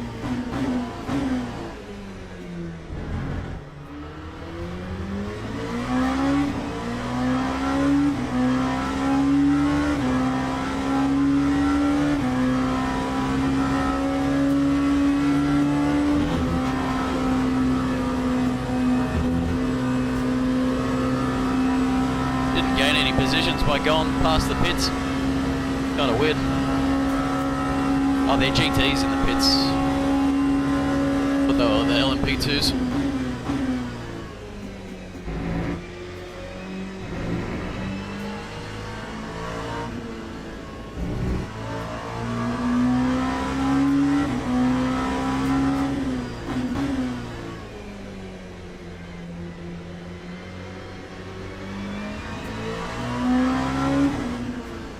Need to put my little readout for my braking and accelerating in a different position. I go to look at what I just did, if the corner felt good or bad, so I can kind of have a reference as to if I over braked or whatever.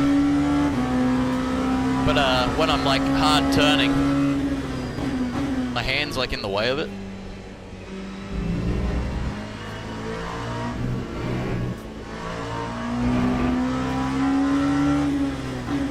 Also wish it was longer too. Sometimes I can't look at it until later.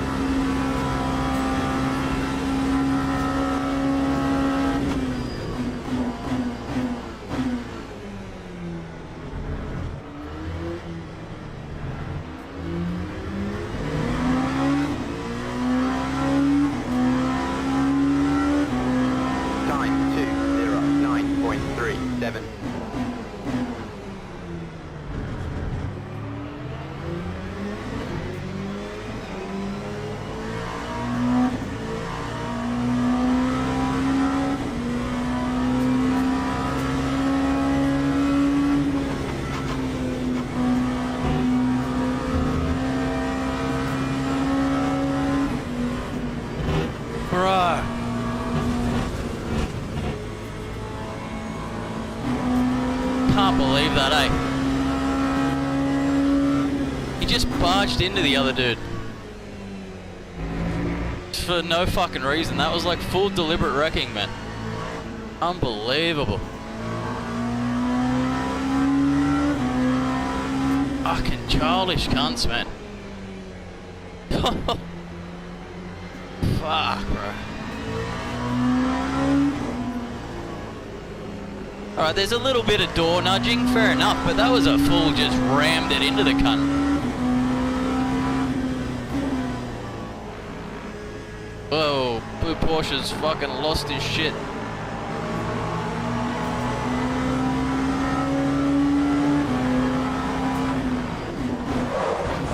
Wow, you're a fucking retard, bro.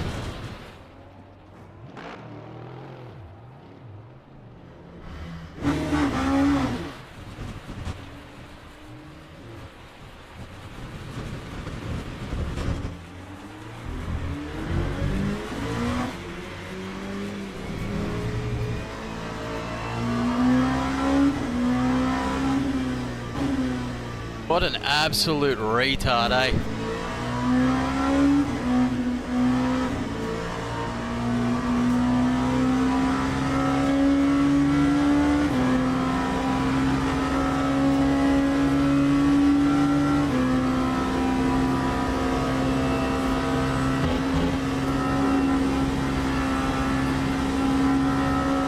Fucking dumb cunt.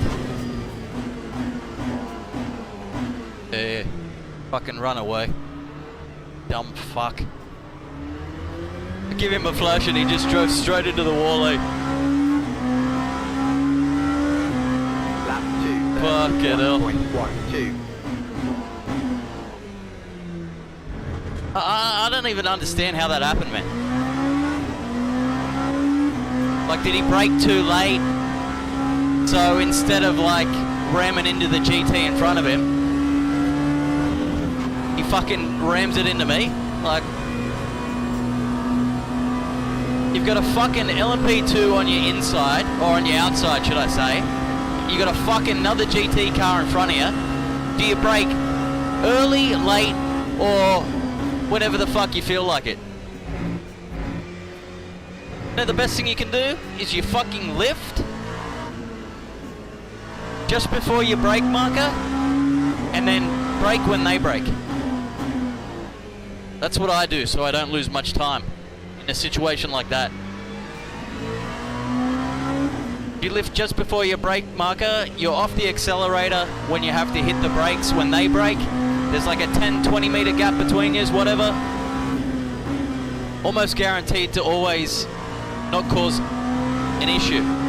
But I guarantee you that that Porsche's just approached that corner like he's on his own, or like he's not on the inside.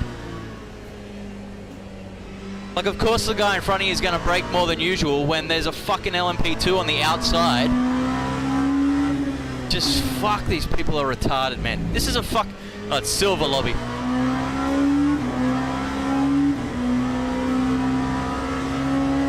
And it's a low split too.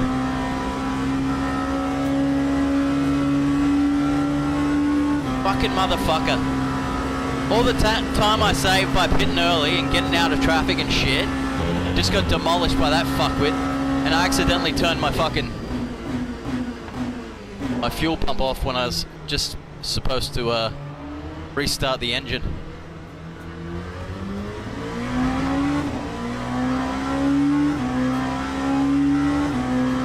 Lap 2, 10.76. Fucking steering is a little bit monged. Just slightly.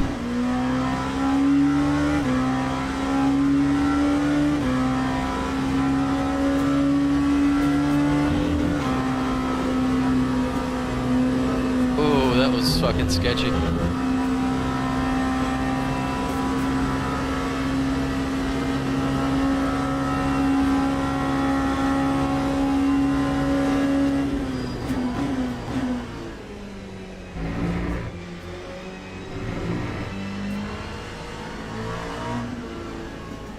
Right rear suspension's yellow.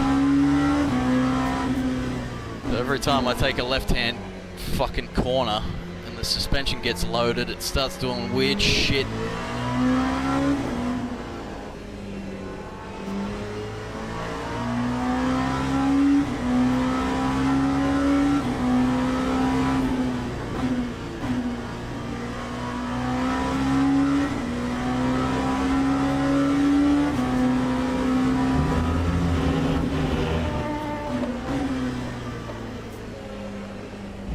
Can't even battle properly with the car in this state, man. Fucking stupid cunt.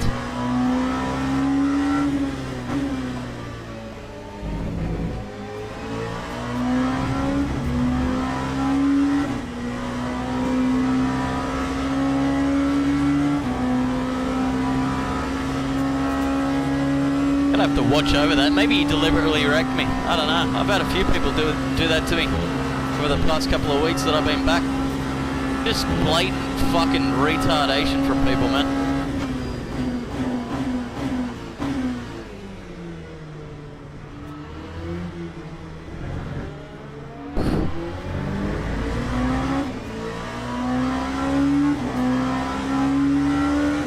Lap 2, 11.22.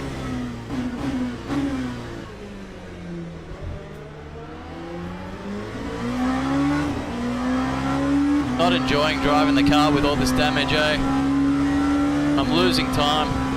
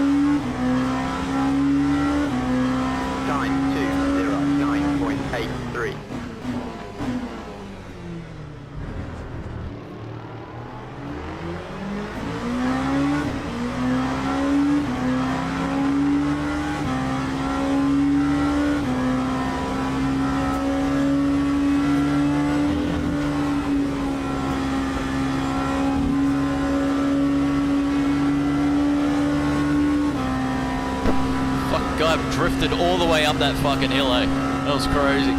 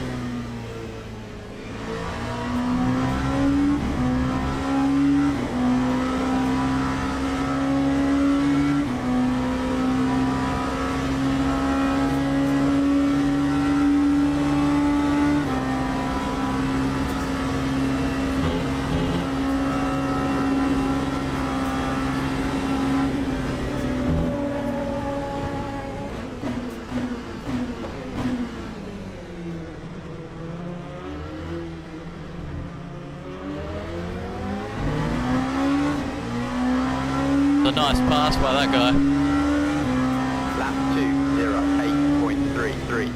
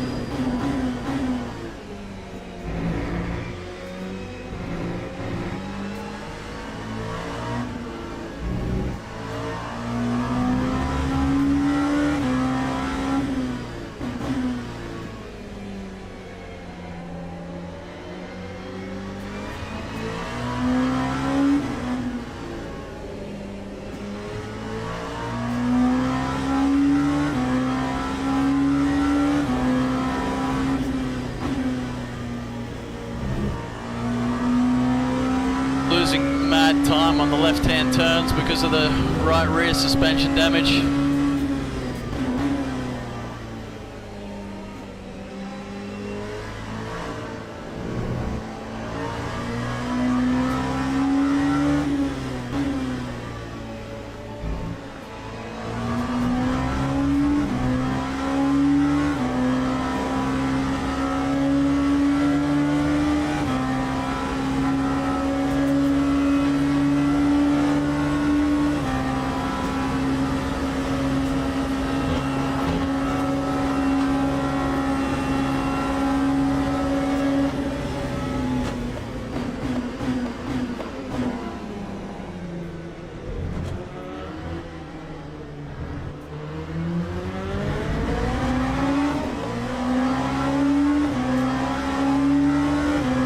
Lap 208.69.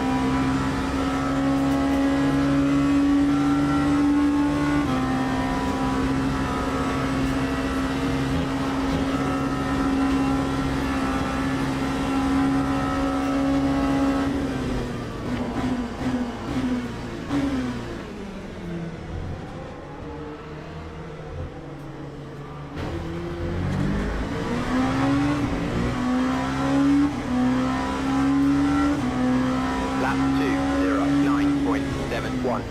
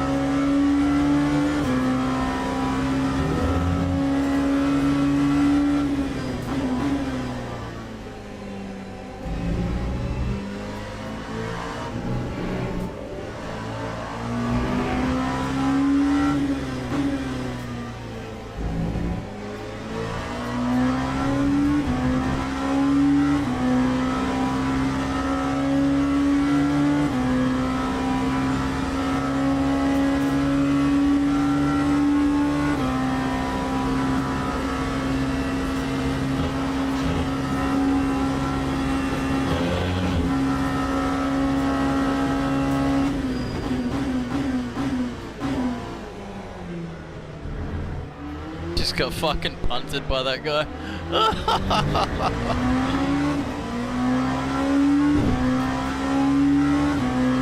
Time 2:10.61. He just lost it. Oh, what is going on? Now they're gonna have a war back there, probably. Good. Immature, but it'll give me a top 10. Oh, fuck. I think they're just gonna keep gaining on me, man. My suspension damage is too great.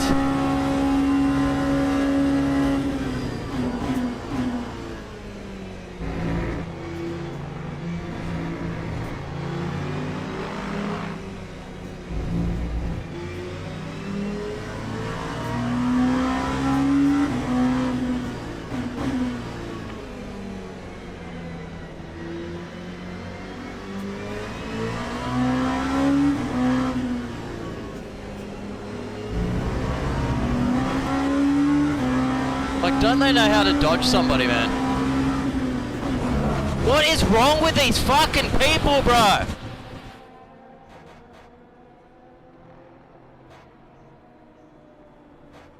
He just ruined my race.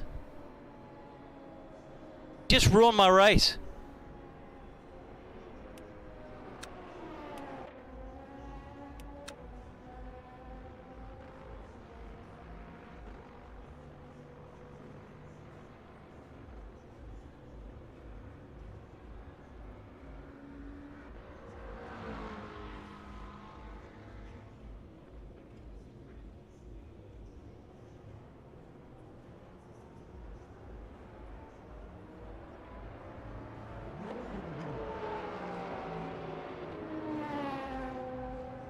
What a fucking cocksucker, man. Holy fuck, man. I can't fucking believe these cunts, man. Just like... fucking people sometimes, bro.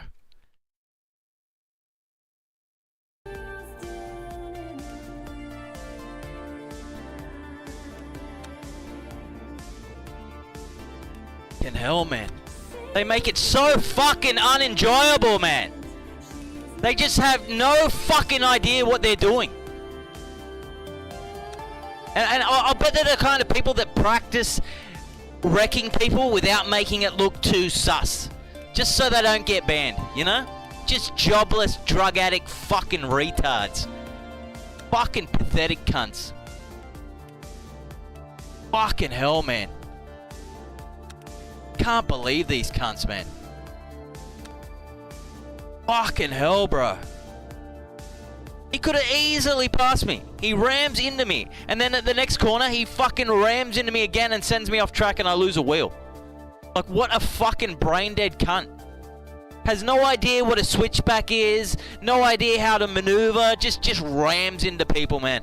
Just like, what the fuck, man. Just a jobless drug addict cunt sitting there on a fucking laptop with 3 FPS driving with the arrow keys. Just a fucking retard. Holy shit.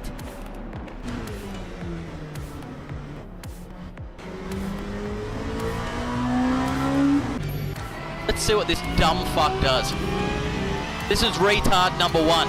Jay Wadoos. Uses a fucking...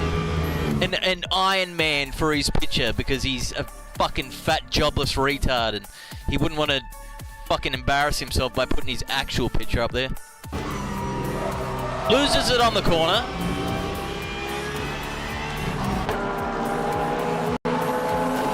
Faster car in his class gets in front.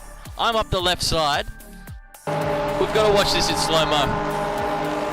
The pure retardation.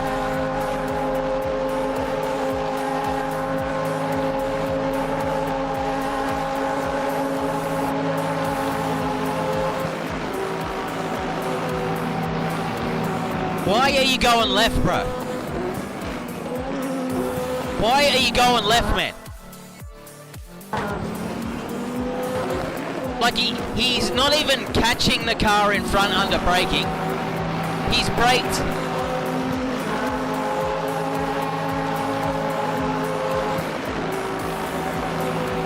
still full on the gas.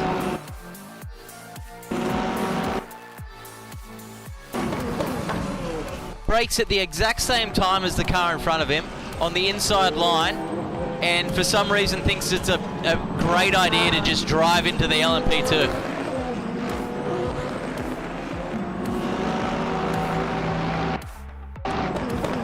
Wow, man, you're brilliant, bro.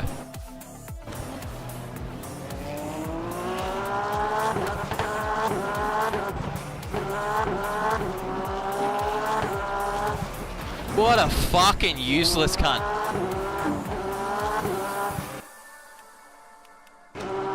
And then I flash him here. And he just, I guess he just gives up.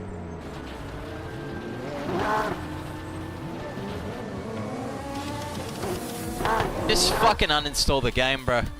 You're a fucking retard. Look at this other fucking dumb cunt. Like, you can see the damage on my car too, man.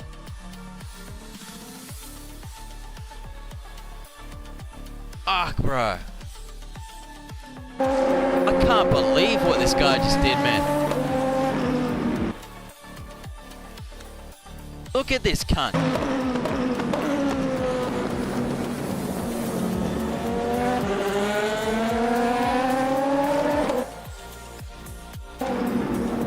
Doesn't go for a switchback, no, just drives straight into me. Like, what the fuck was that? And then does it again. Nah, man. This guy is getting a ban. The other guy, I don't know. But this guy, nah, that's fucking bullshit, bro. Like, he's not even attempting to fucking avoid, man. Not even attempted to overtake, just drives into me. 2 corners in a row, bro.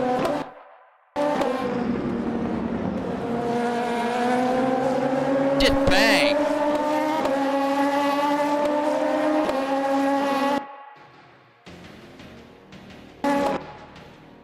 Like,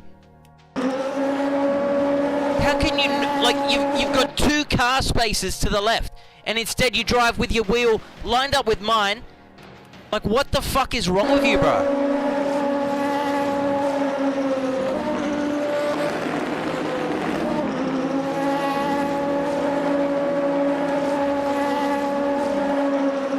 Doesn't even attempt to turn left until after he's hit me. What a fucking jobless retard. Holy fuck. I'm reporting both these cunts, man. Fuck this shit, bro.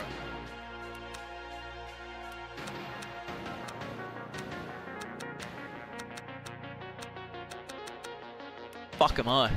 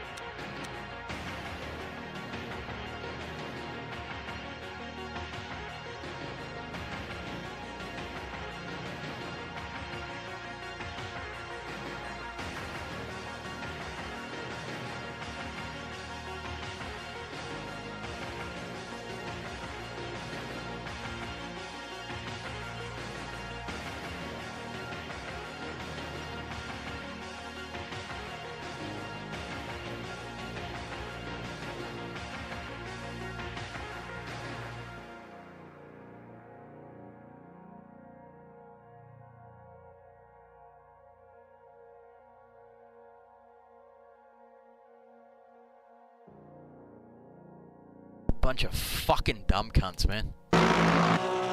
Can't believe these fucking cunts. Unfucking believable, bro.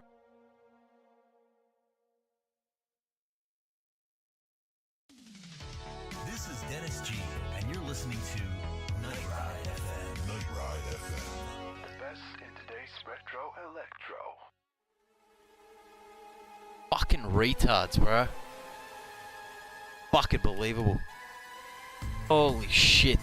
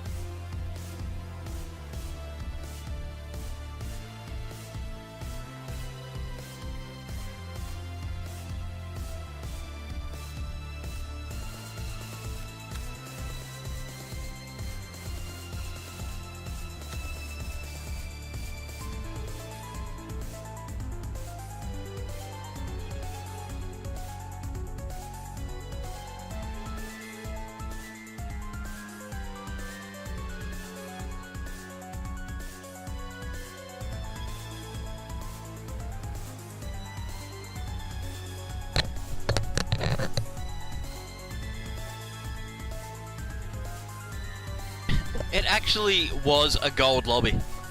I fucking... Oh, man. Oh, my God. I just can't believe how they drive. They must try so hard to get gold, and they barely scratch into gold 1. They've been stuck in silver for a year. But they just drove 1 million laps by themselves just to get their fucking safety ranking just into gold, and then they go around just demolishing everybody. Like, fuck, these people are fucking retarded, man. Holy shit.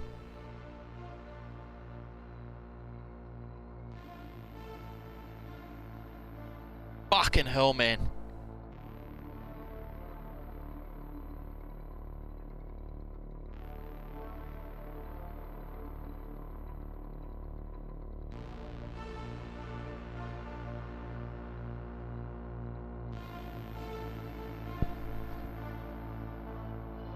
Oh, God. That is so aggravating, eh?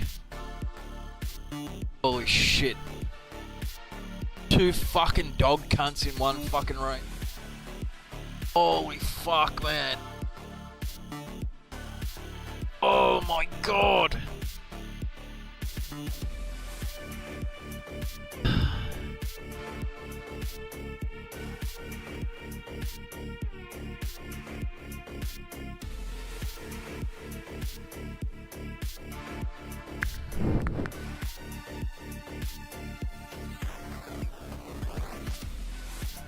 Oh, let's go have some fun in the GT. Fuck it.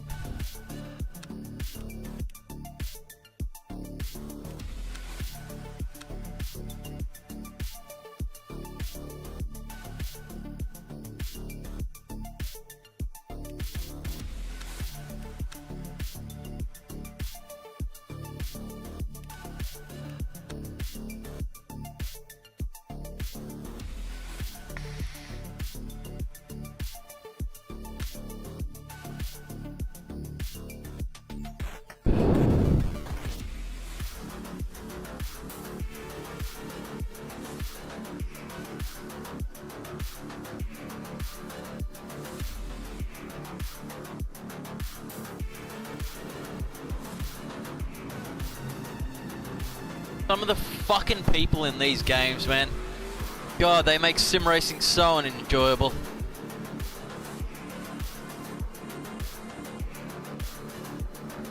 Fuck, they make it so unenjoyable.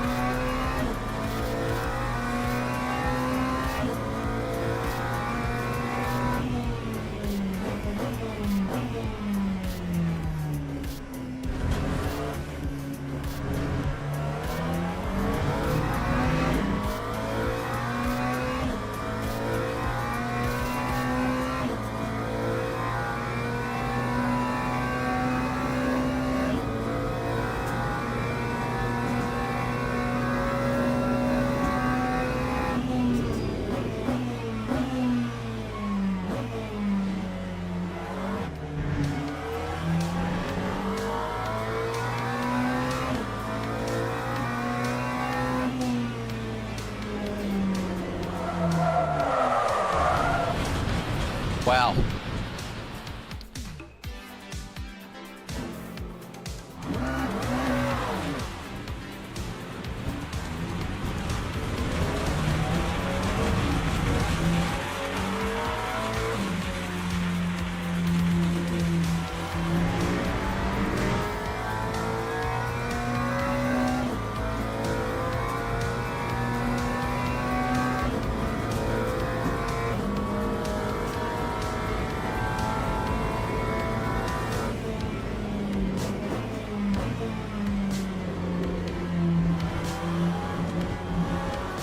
I think it's a super low wing setup.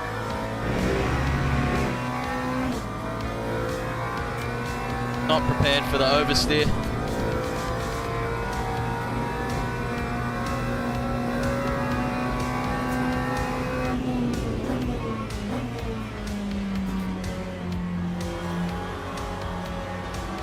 The fucking real bright idea you got there.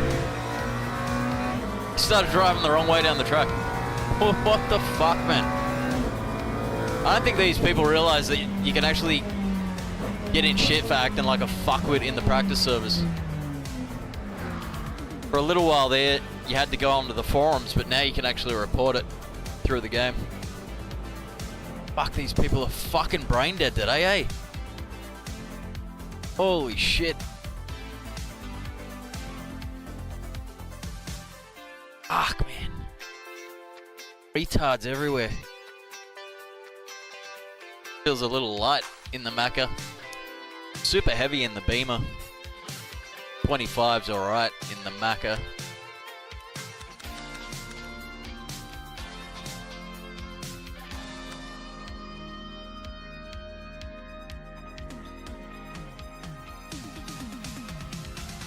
I've played a few sims, man, and I've never felt like I've had to adjust everything for each different fucking car. Like, oh, okay, this car feels like that. Oh, this car feels like this. In like Automobilista or fucking Assetto Corsa. But I play this shit and it's like, especially the different classes feel so different on the force feedback, but even the individual cars feel fucking different. So fucking annoying. It's like they couldn't find a way to make them feel different without just adding fucking too much or not enough of things. I fucking don't understand. I'm no force feedback sim racing expert, but fuck, there's got to be a better way than just dialing up or dialing down the fucking force feedback. Fucking retarded.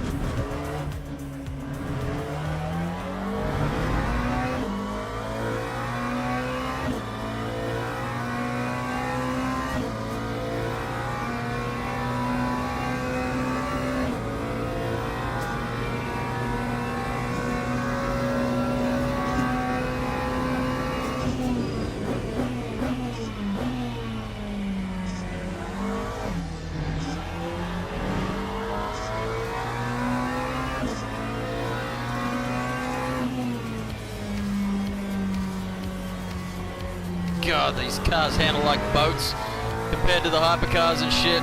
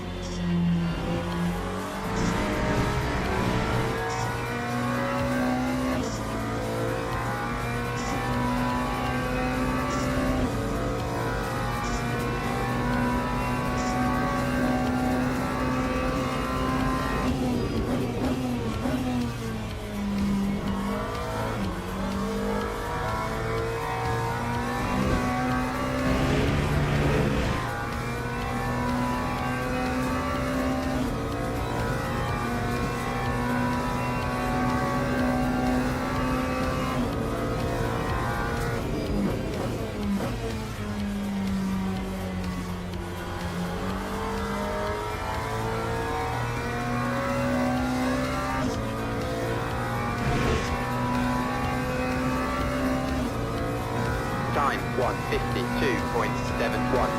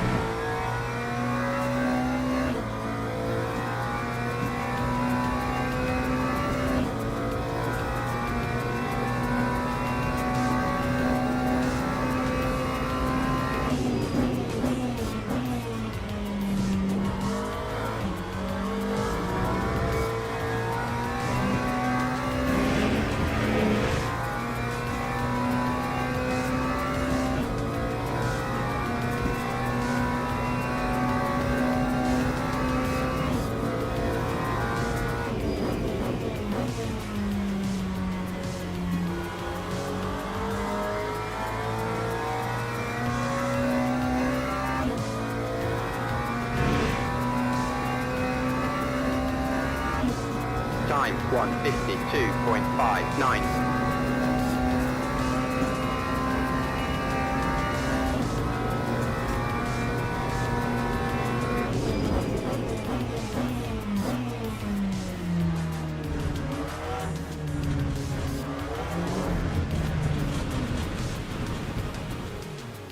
fucked it.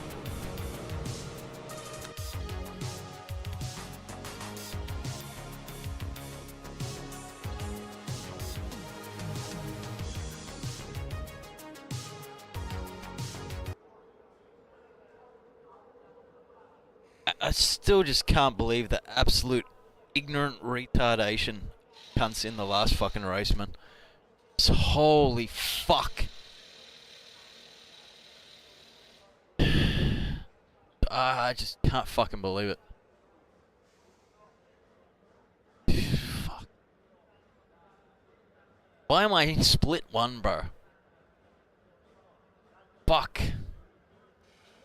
Completely shit on. Ugh.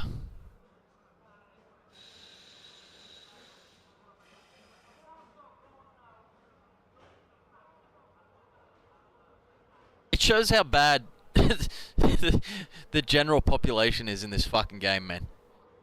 Fucking cunt like me. Old fucking cunt who's only been into sim racing hardcore for like fucking 5 years or something. And I'm in split one with Platinum 3 safety and barely scratching into silver driver rank. I'm probably in bronze driver rank after what that fucking cunt did to me in the last race. Holy shit. Nightmares about that race, bro.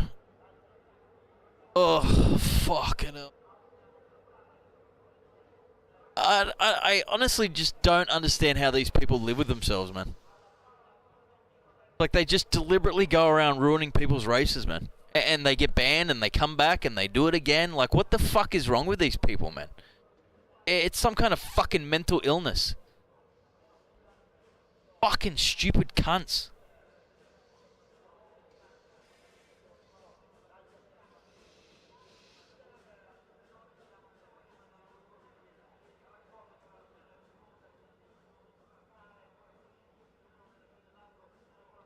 Thanks for popping in, Rabbit.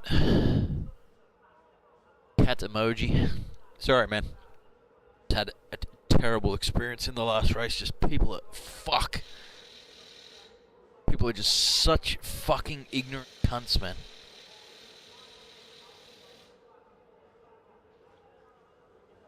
Teams and drivers go to the grid for a race start.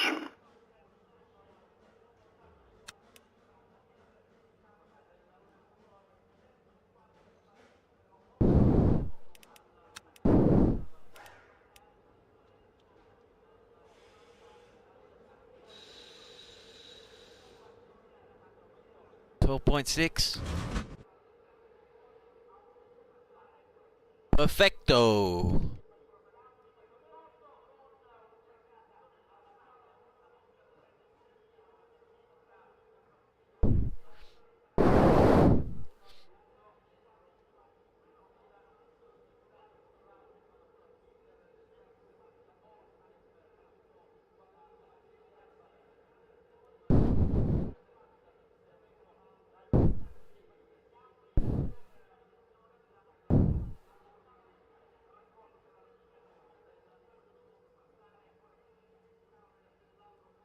Formation lap has started.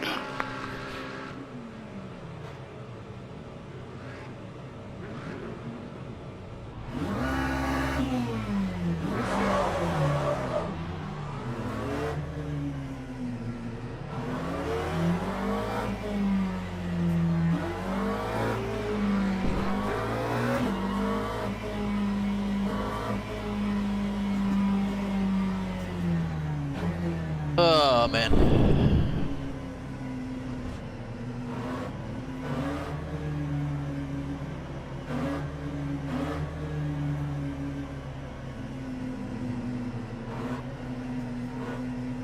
If I even get a top 10 in this race, it'll be a fucking miracle. Totally out of fucking practice in the GTs, and I'm in split one. Fucking good luck. Oh, I just gotta try and survive turn one. Green flag. Gonna sit back and try and not die in turn one.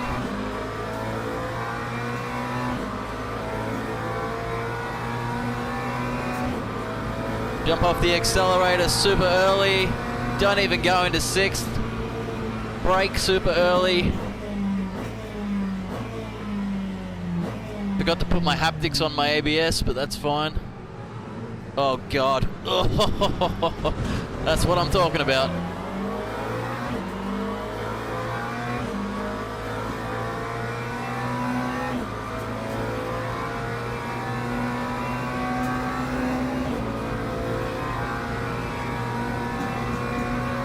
This is how I brake behind somebody. Off the brakes early, off the accelerator early, should I say? Oh, and these guys are just sending it through.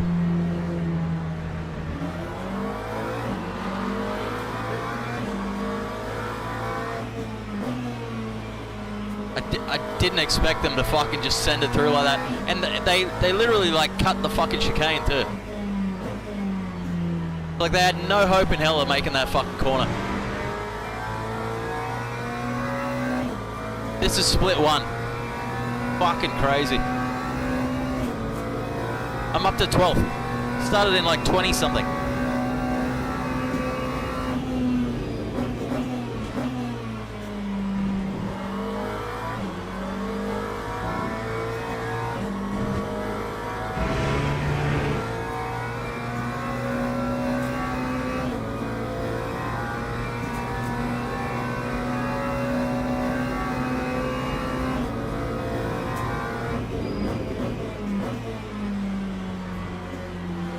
Oh, it's like driving a boat.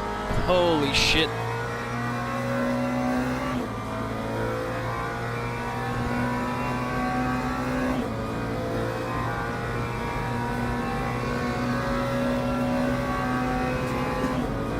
I heard like a rattle gun as I went past the garage there.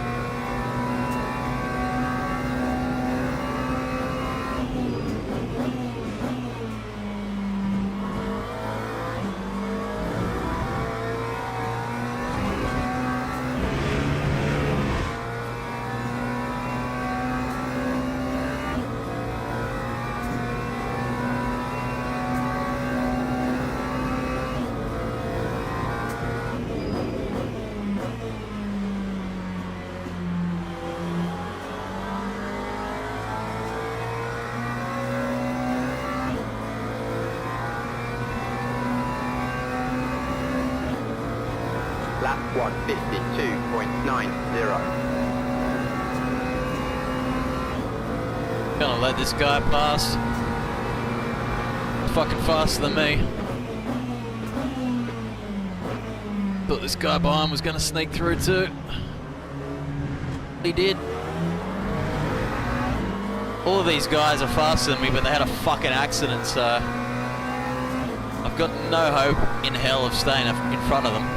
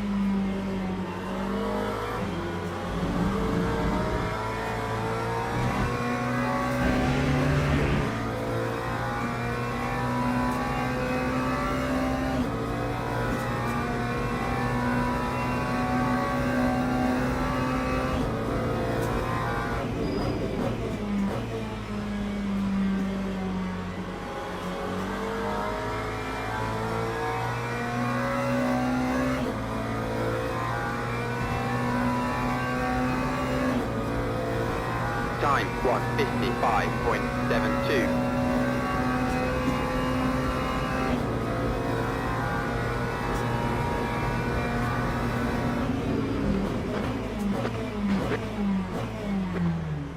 Dickhead, fuck.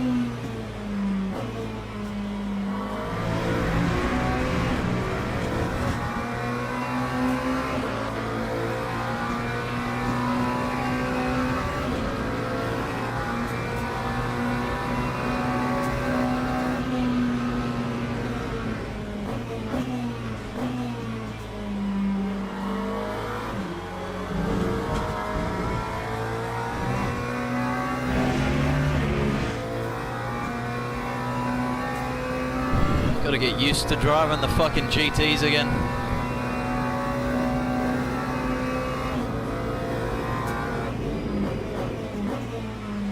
I was really liking the Beamer. Then I bought a whole bunch of new sim gear. Started pretty much just doing hypercars and LMP2. Then I jumped back in the Beamer the other week and fucking hell, man. The steering in that car is so fucking heavy. Super stable under braking, but fuck, it's a super heavy car to drive. This is one of the more nimble cars, the Macca.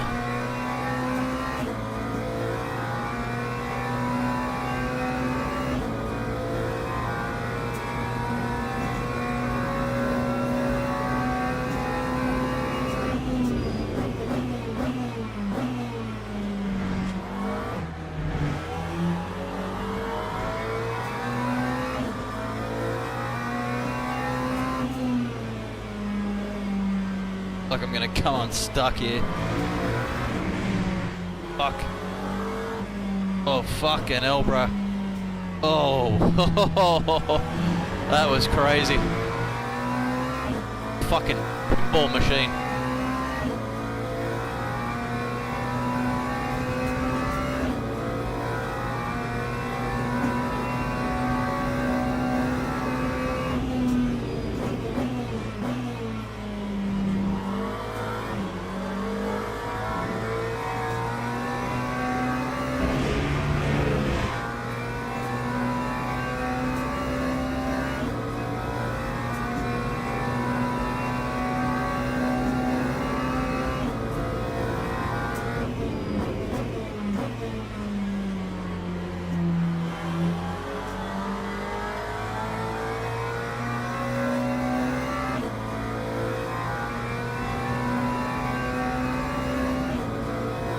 That time was a 1:55.25.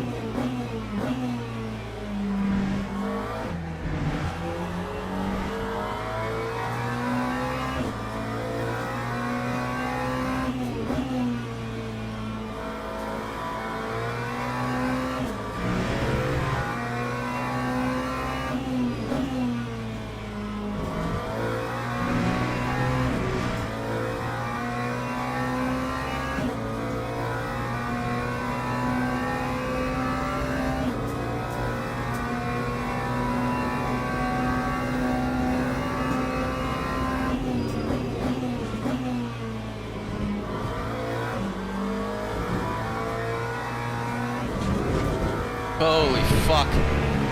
Thought I was gonna die there.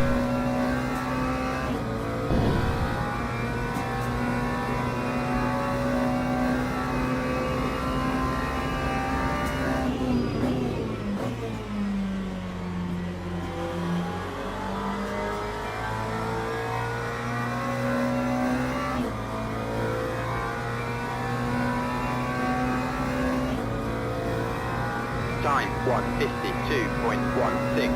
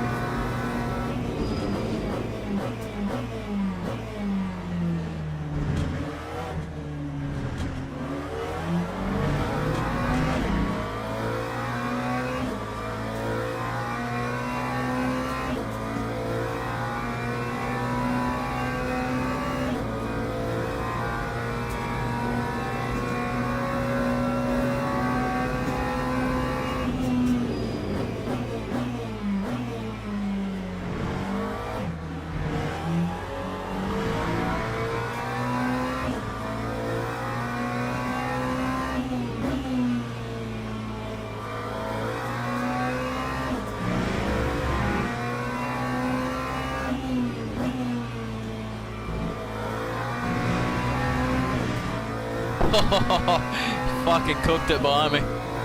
Poor bastard.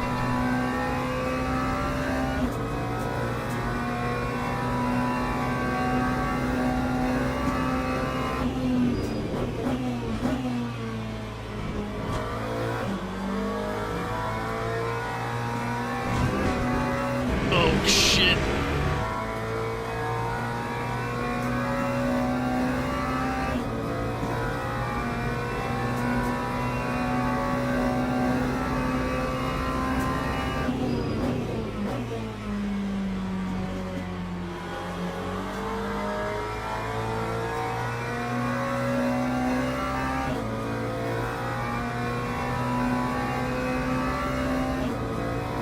Lap 152.62.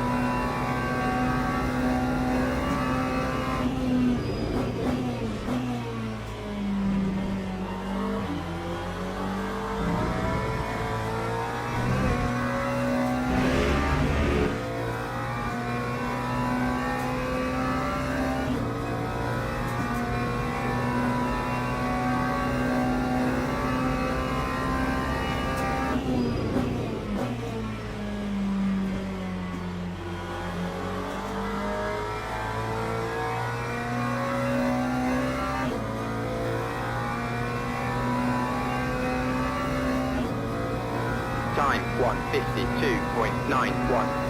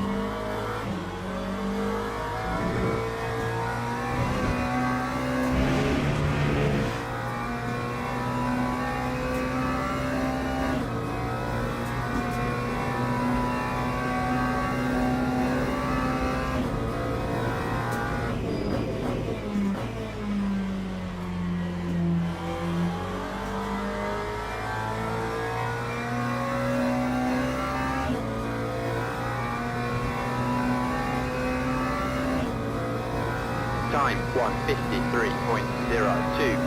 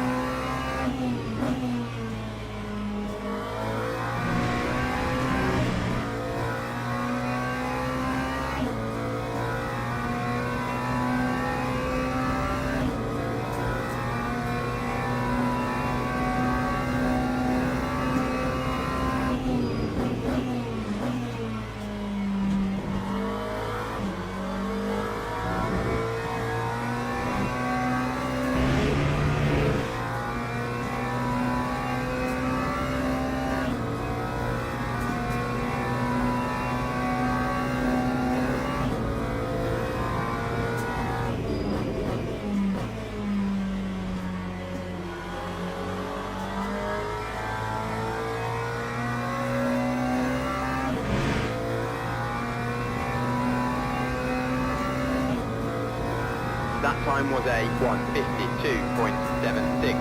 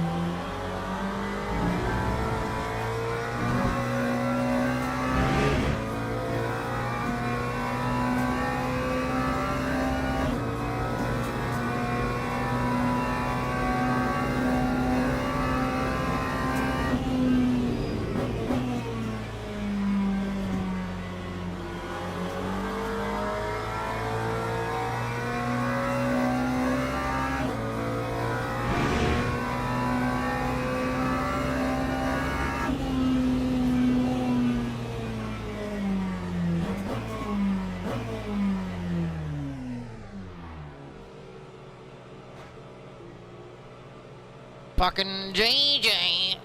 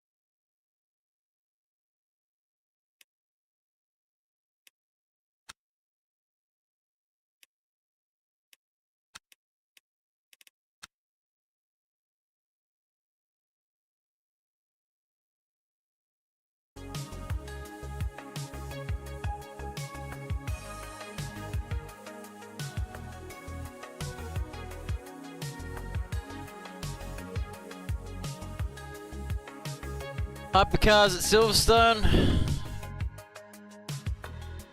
And call it a day.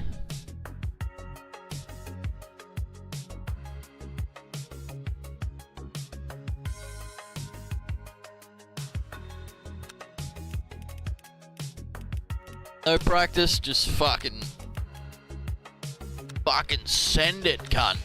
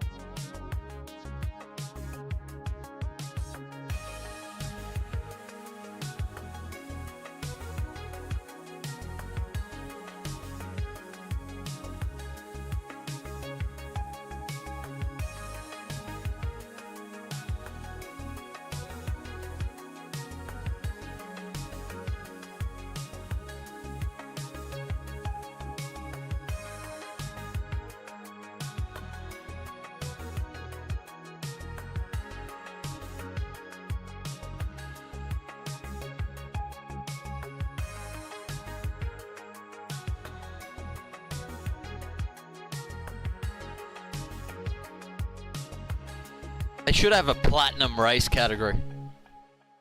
That'd be nice. That'd really keep all the fucking retards out, wouldn't it?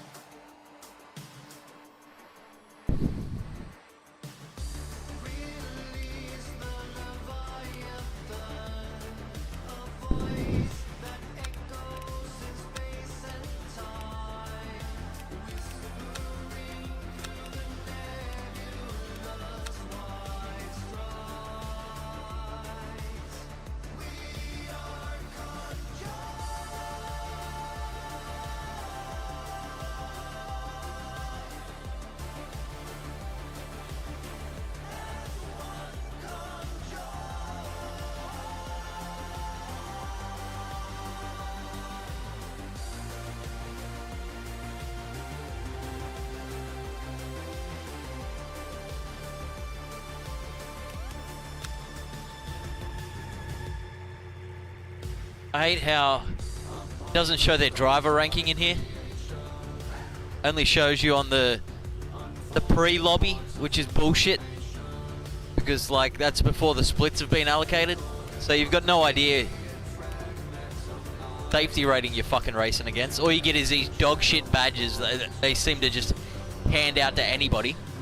I've seen people with bronze 0 safety and they've had a green diamond saying they're one of the safest drivers on the service. Yeah, right. It's like you just race 3 clean races or something, they just give you a diamond. Like, I've been wrecked by people in bronze safety with a diamond on their name. Fuck off, man. You shouldn't even be given a fucking diamond until you're in platinum. That's the way I see it. Drop out of platinum, lose your fucking diamond. Especially when you're not going to show what safety rating people are in the fucking server. So many little quality of life improvements I would fucking add to this game. Forget about all the other bullshit, but just the little things, just touch it up here and there just to make everything a little smoother and nicer.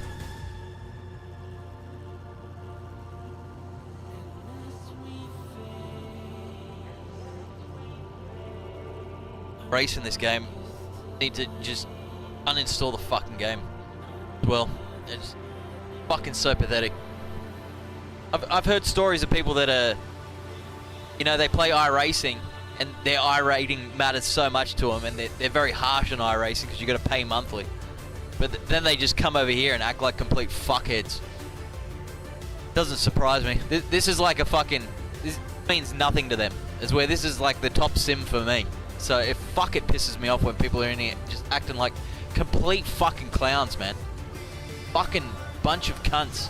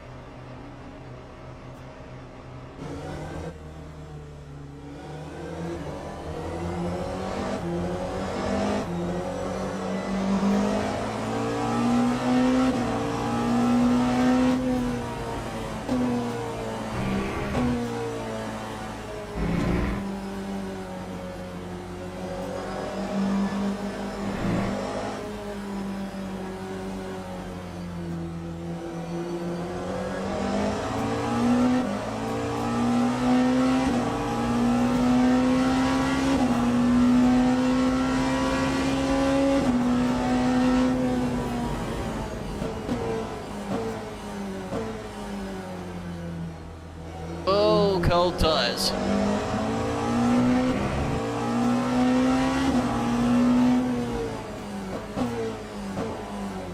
Oh shit.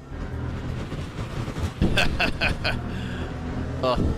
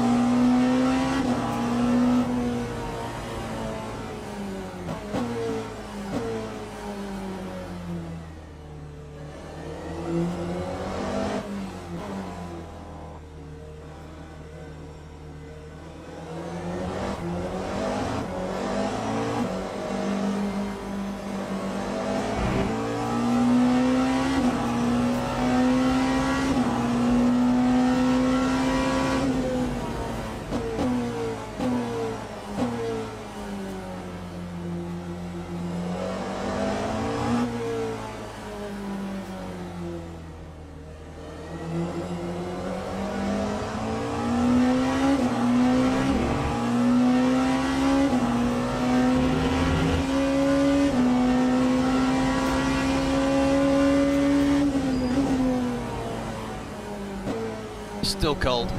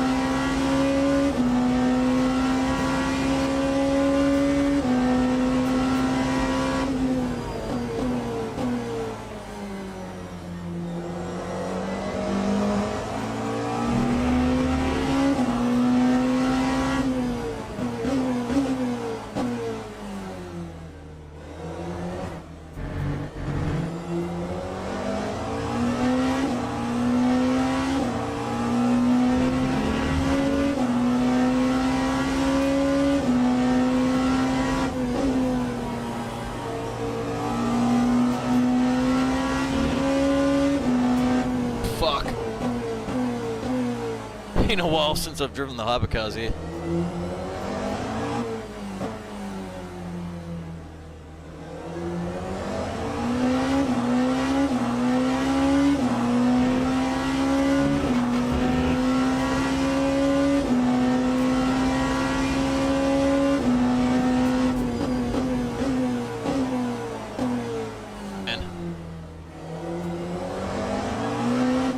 Brake a little earlier.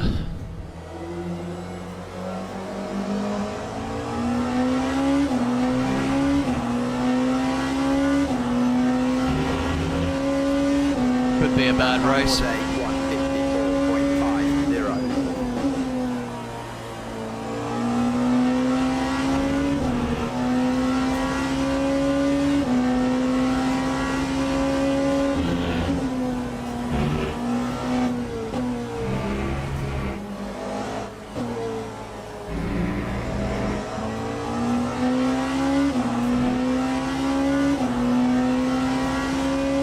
My name Jeff.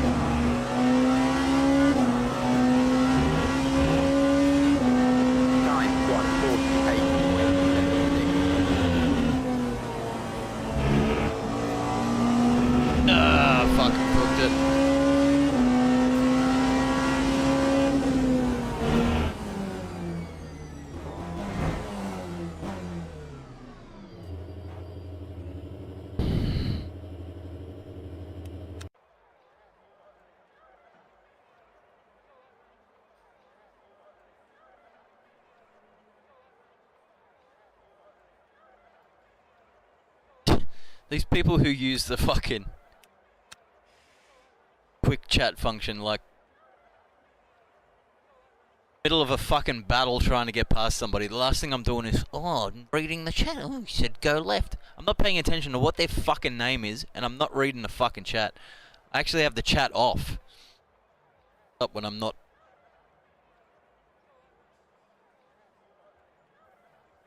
Like if the text came over the top of their car, fair enough, man. But it's in the fucking little window down the left, like fucking looking over there. Why don't they put blinkers in this fucking game?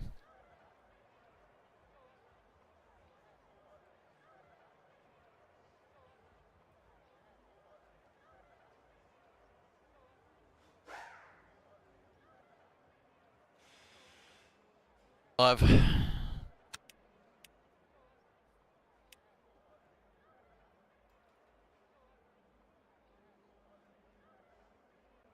Teams and drivers go to the grid for a race start.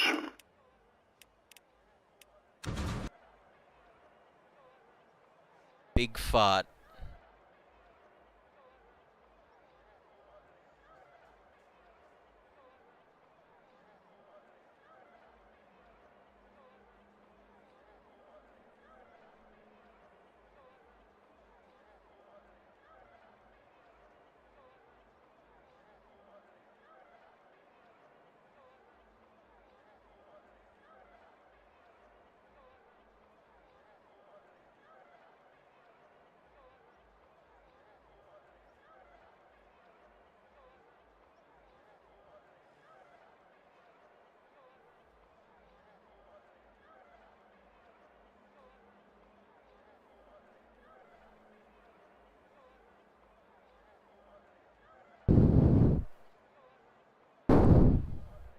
Formation lap has started.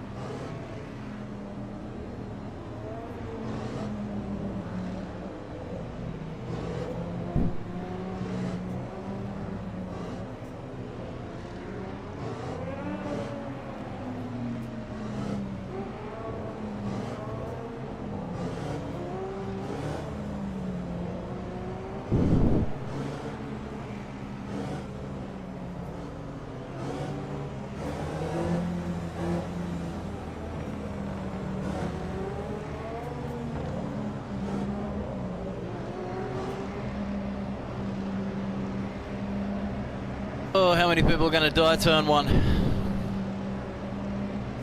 Green flag, green flag.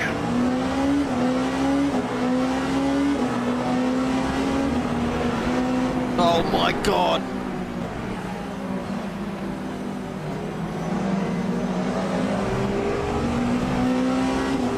Nearly fucking wrecked that Valkyrie.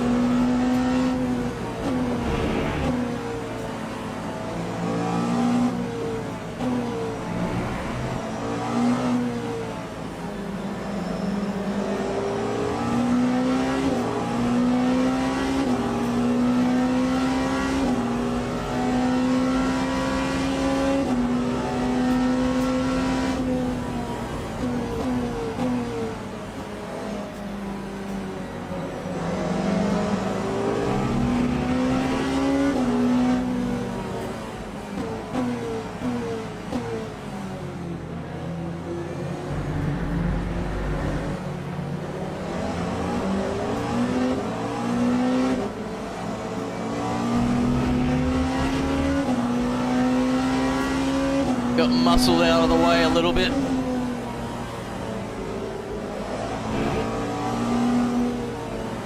Oh god. Holy shit.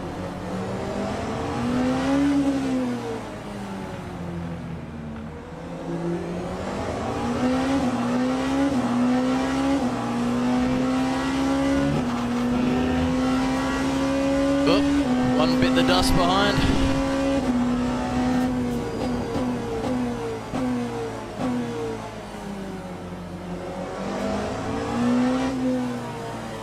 Didn't expect that Valk to fucking jump in front of me the way he did. Usually very cautious turn one. Probably dove in front of me because he was about to run up the ass of somebody else. 3.23.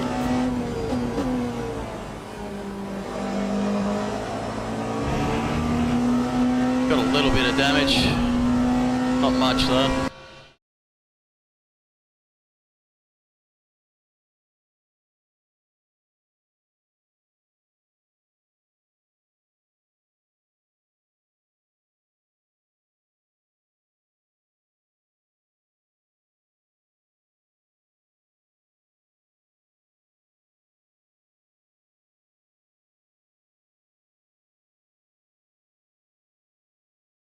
Fuck, these guys are getting too aggressive, man.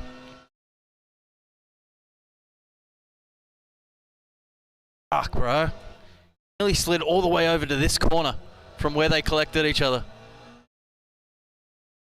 It's fucking wild. That Valkyrie was a bit of a dickbag.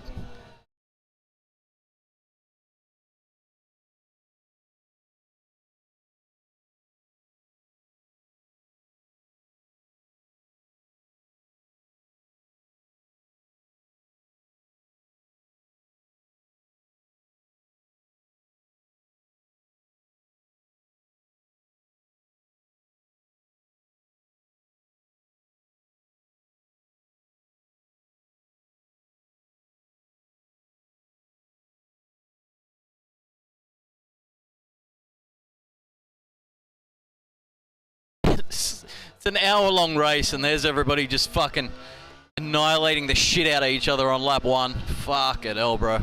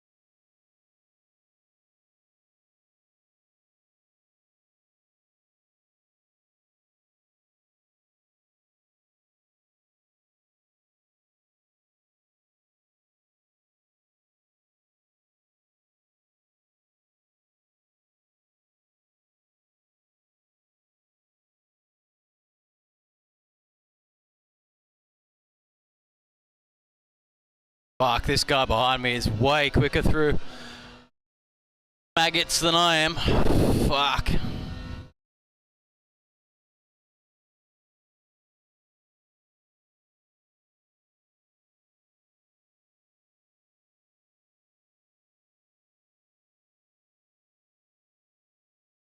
Oh, I'm fucking cooking it. Have to let this guy through.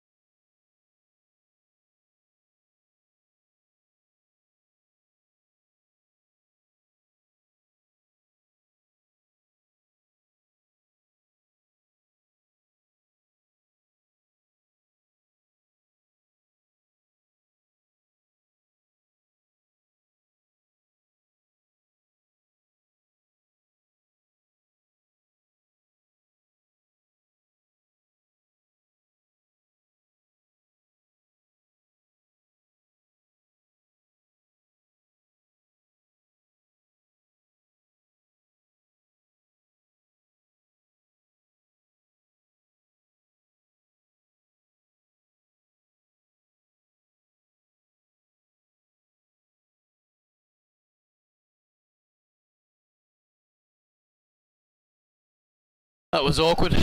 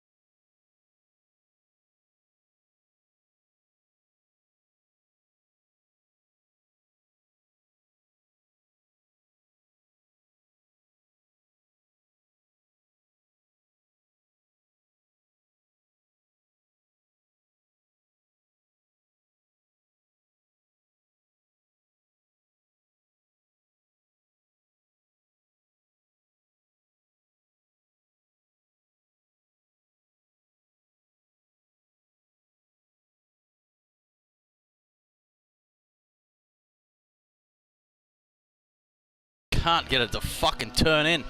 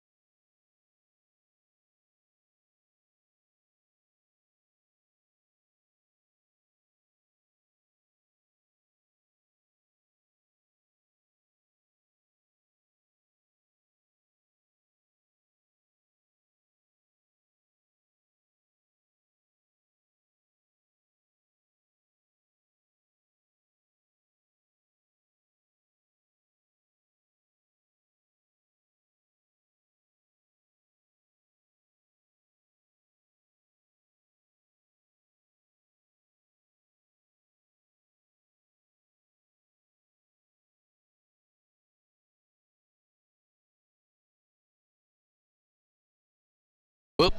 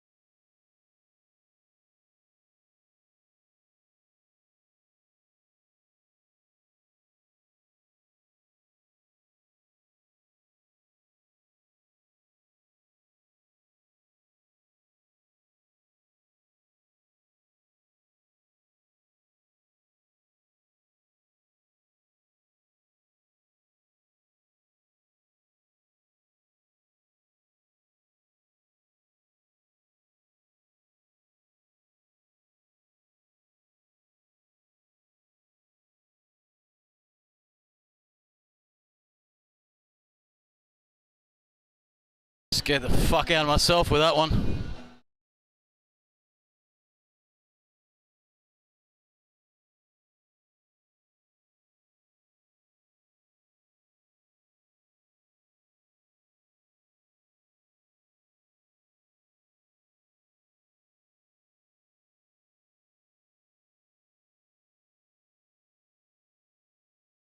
Whoop. Was an unnecessary. I don't think it hit me. That one will though.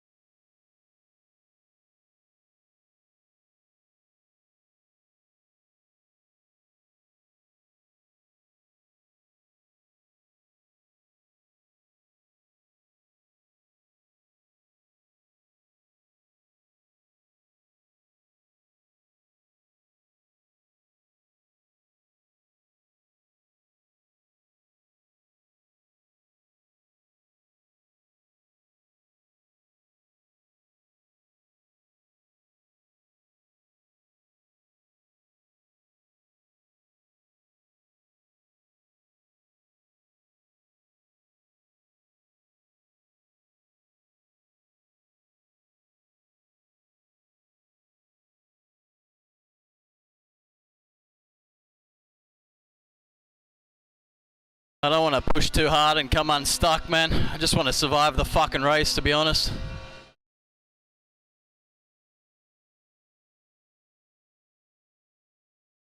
Thinking I might pit early. Need 20 minutes worth of fuel, so pitting now would be ideal for a full top up.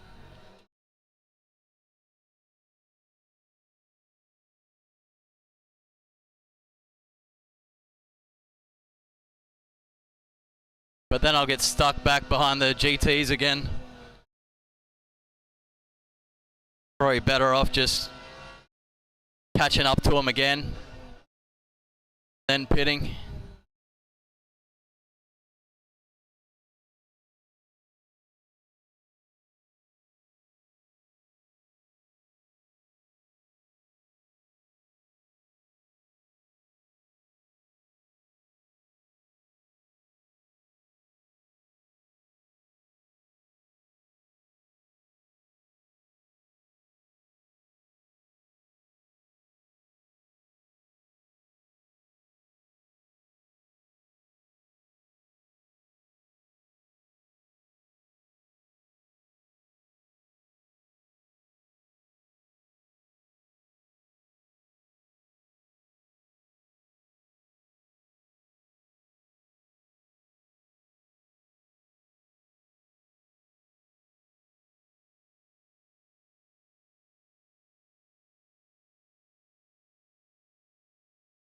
That guy keeps fucking losing it, eh?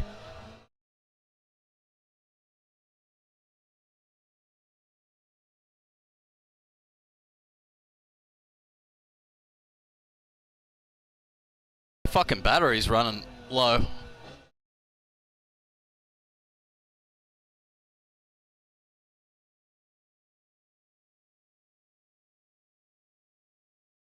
Thought it was weird that it was set to 50 kilowatts.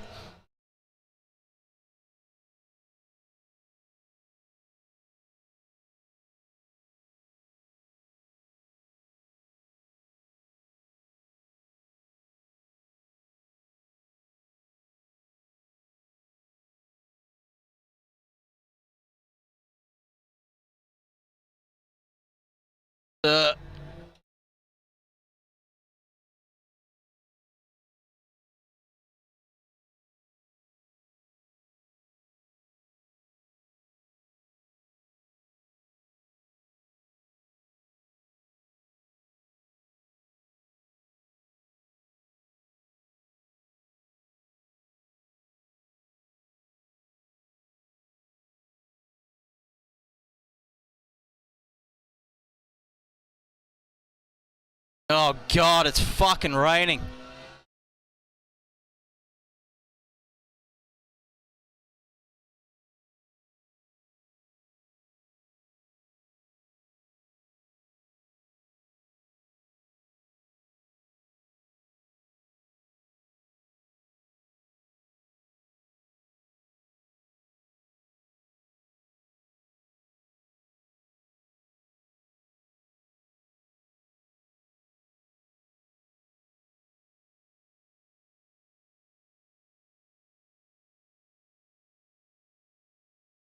Glad I didn't pit for fuel, because it looks like I'm gonna have to pit for tires anyway.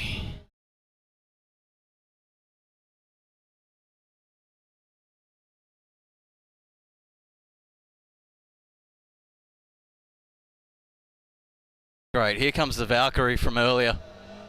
He's just losing it on his own, man. He's fast, but just retarded.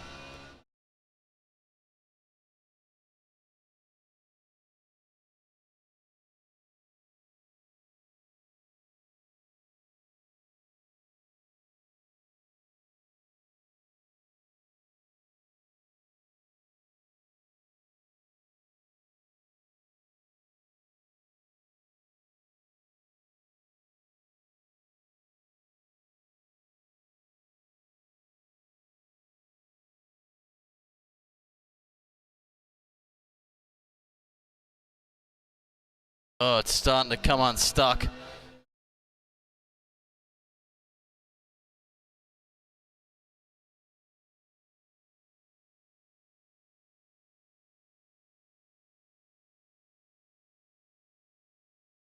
He lost it again, I think.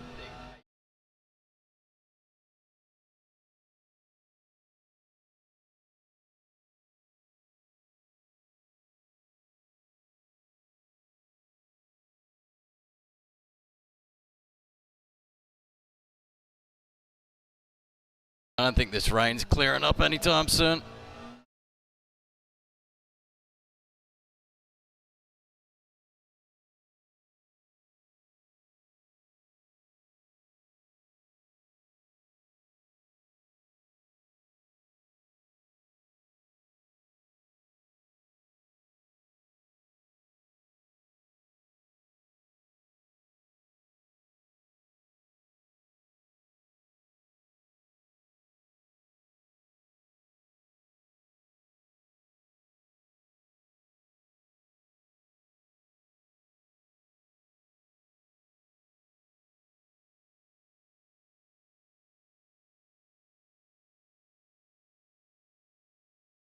Good work, you fucking idiot.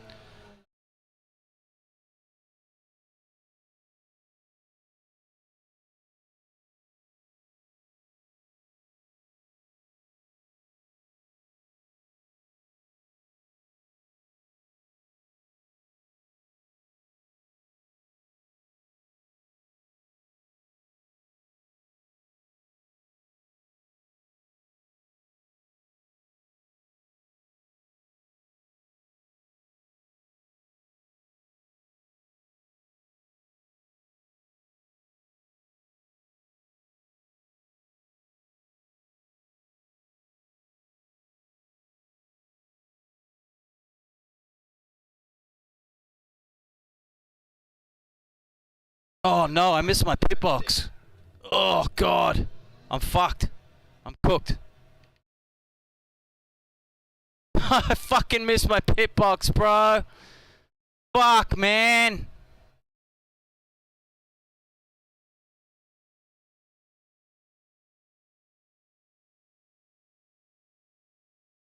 I didn't see it, eh?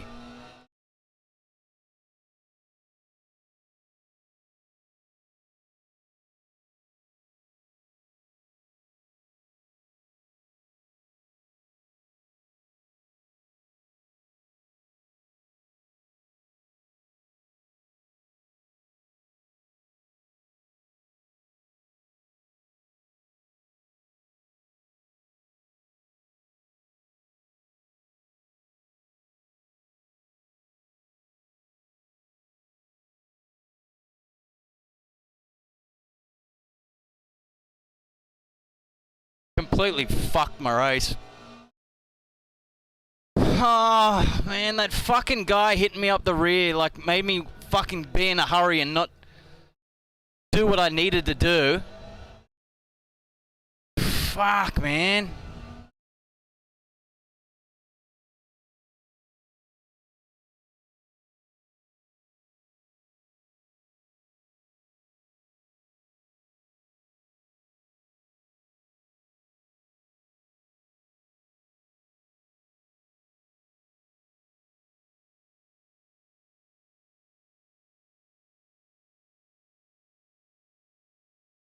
Should still be a decent finish, but I wasted like fucking 15 seconds by that shit fucking... Ugh, fuck!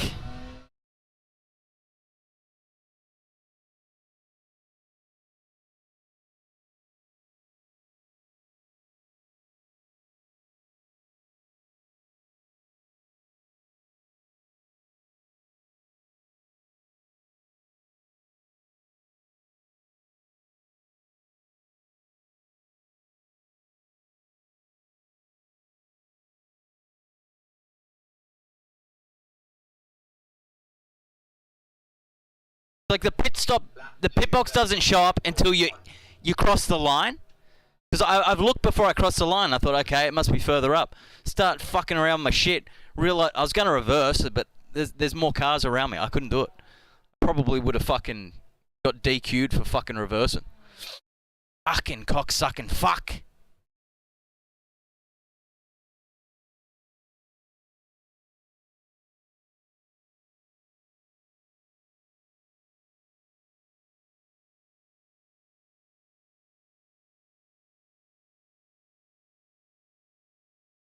I don't understand these fucking cunts, man. Like, they can easily see that they've got a better run into the corner than me, yet they have about 5 seconds to plan what they're going to do. And they do nothing, and they just run into me. Like, fucking hell, man. Fucking brain dead cunt. And I just realized I've got fucking right suspension damage. Again. Fuck these fucking cunts, man. Why are they so fucking retarded?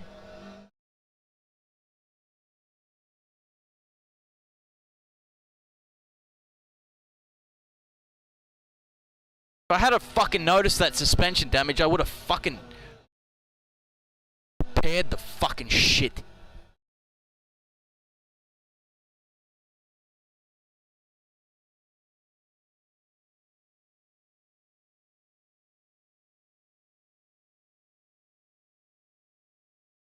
Cunt behind me is the cunt who fucking ran into me.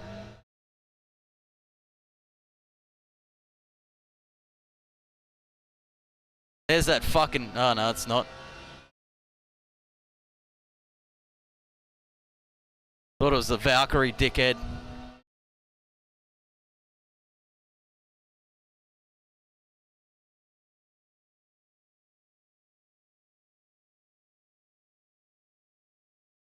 Oh, I hate the rain, man. It's so shit.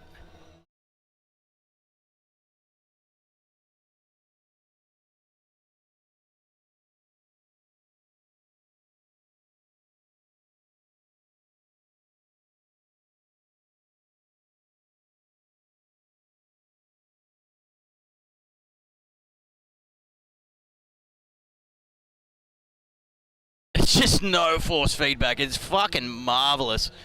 Fucking great design.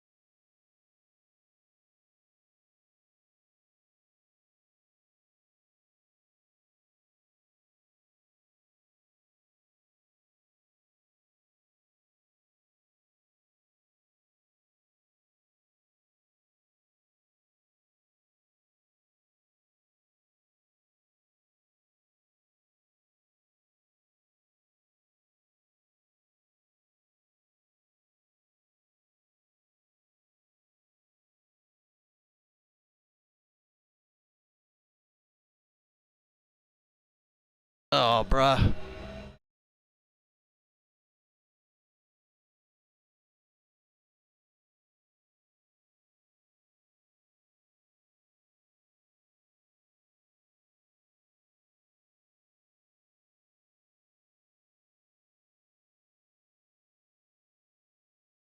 Reflections in this game are fucked.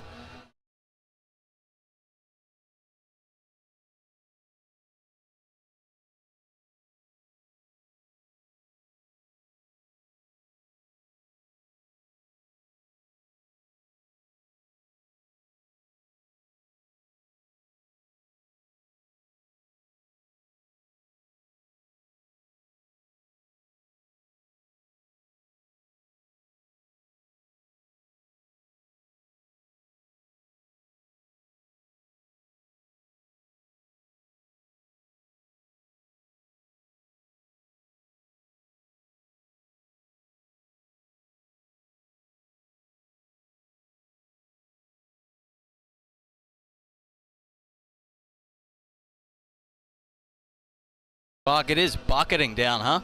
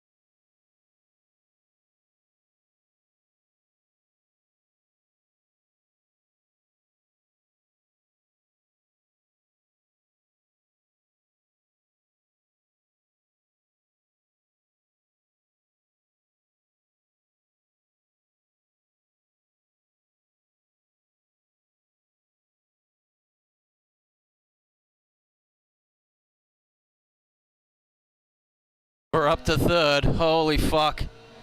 Can we hold it together? Probably not. Oh, fuck.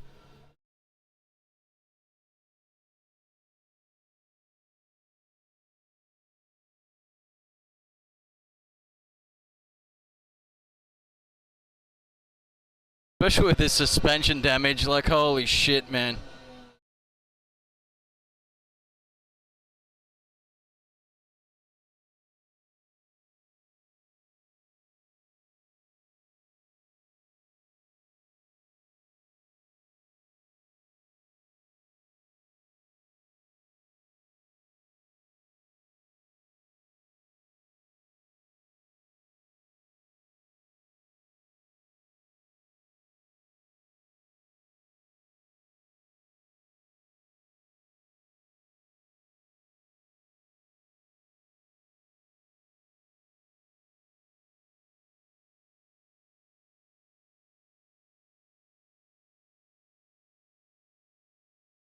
Ugh.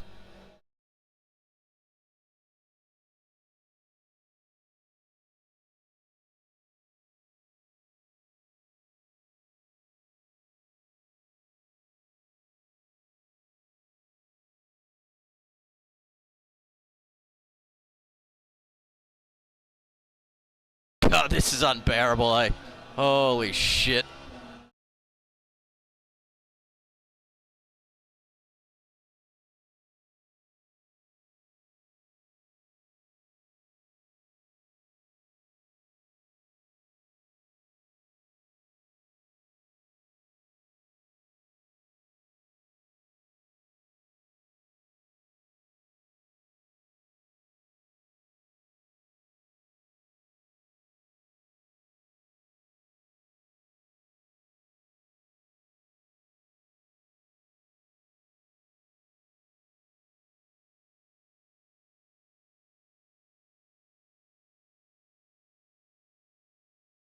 Whoop.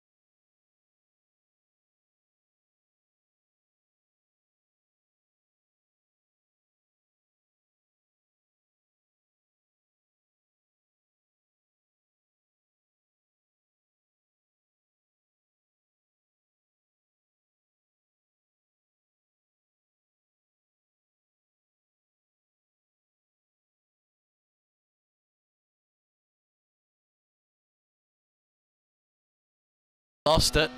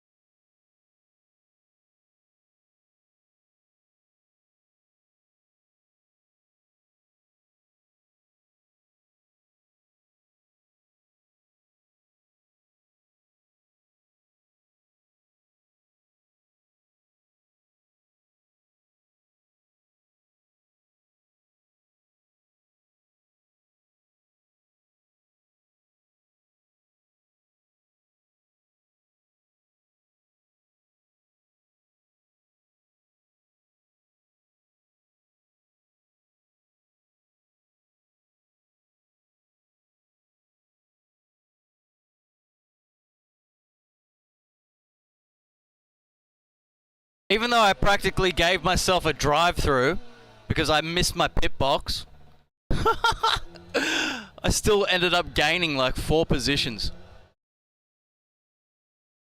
I only just realized that that pit box doesn't even show until you cross the line. I've never noticed that before today. I think that is fucking ridiculous. That's definitely something that needs to be fixed. That, I mean, you know, you've got to be completely prepared that your pit box is going to be one of the first ones, because you can't tell until you cross the fucking line where it is. I suppose you can tell if you pay attention to what fucking garage you start at in quali. That'd be the only way. Which is still fucked.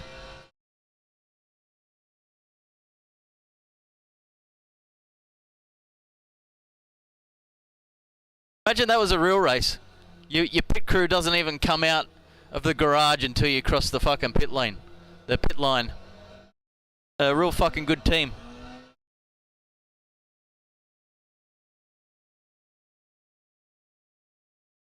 Fuck, that guy behind me fell back like fucking half a lap.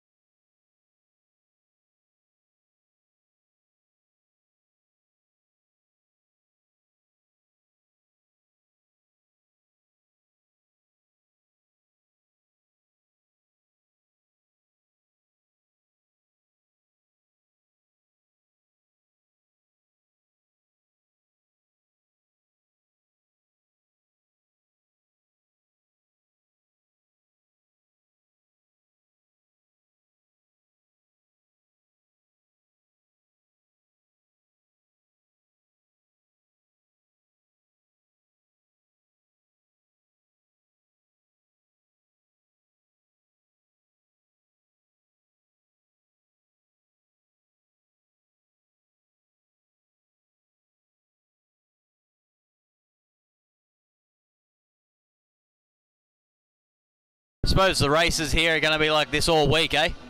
Fucking midpoint rain. Fuck. Got a bad habit of not even checking the weather before I start a race. Well, second place has got himself in some mischief. I get a second place here. I don't want to challenge him too hard, but... Oh, God! Fucking cooks it. He cooks it.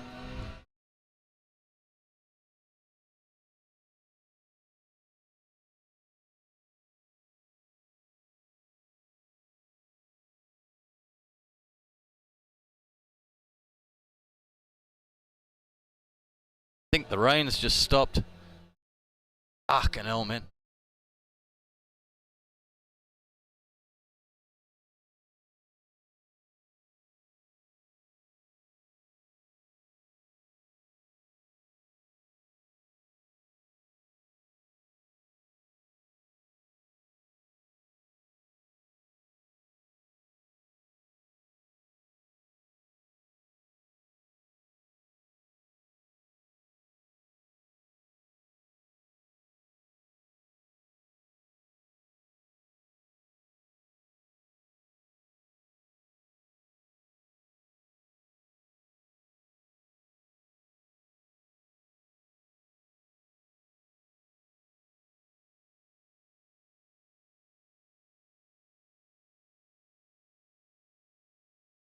Here it comes again.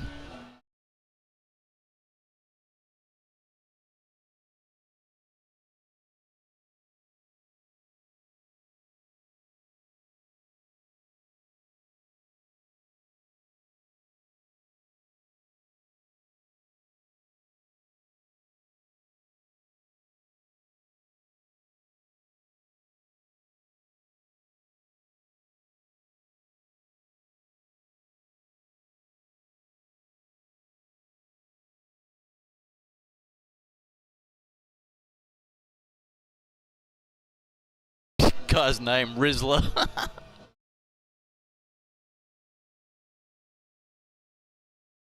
The Rizzmeister.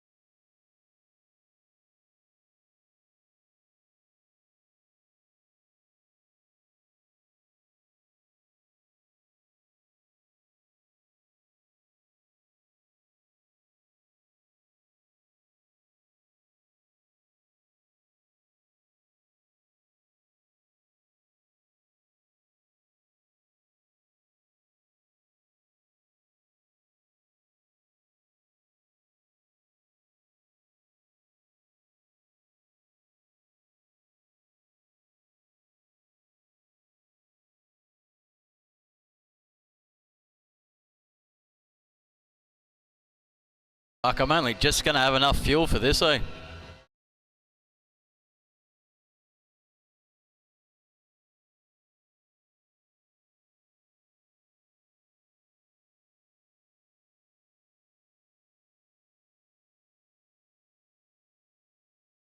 Quite far ahead, so I can do some lift and coast.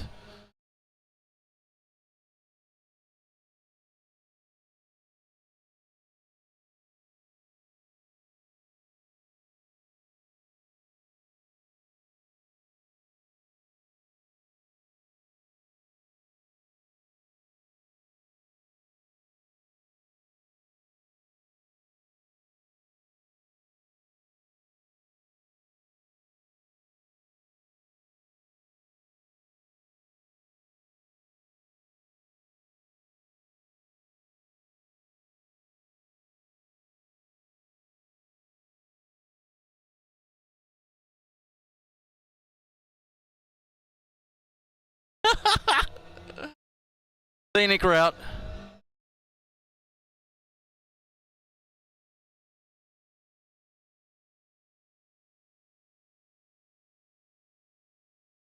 Whoa.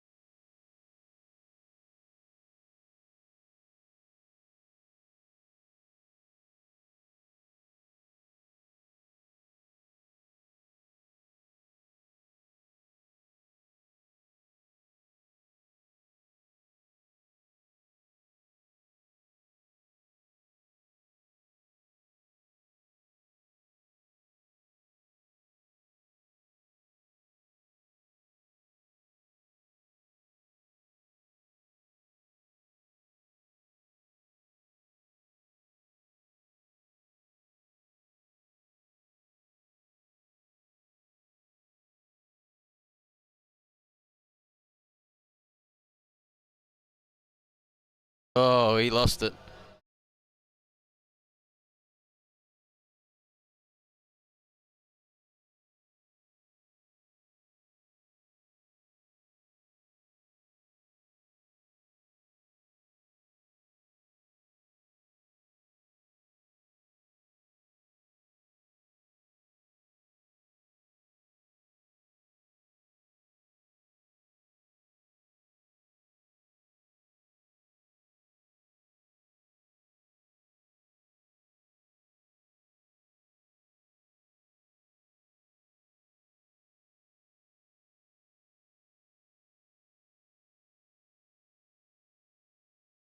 Looks like first and second are about to get in a battle to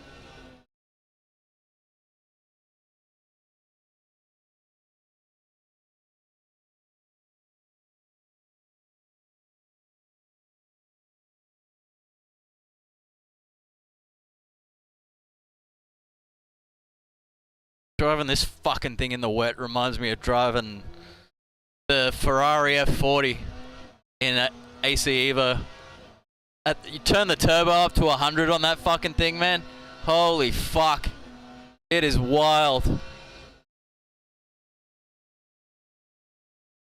So much fun.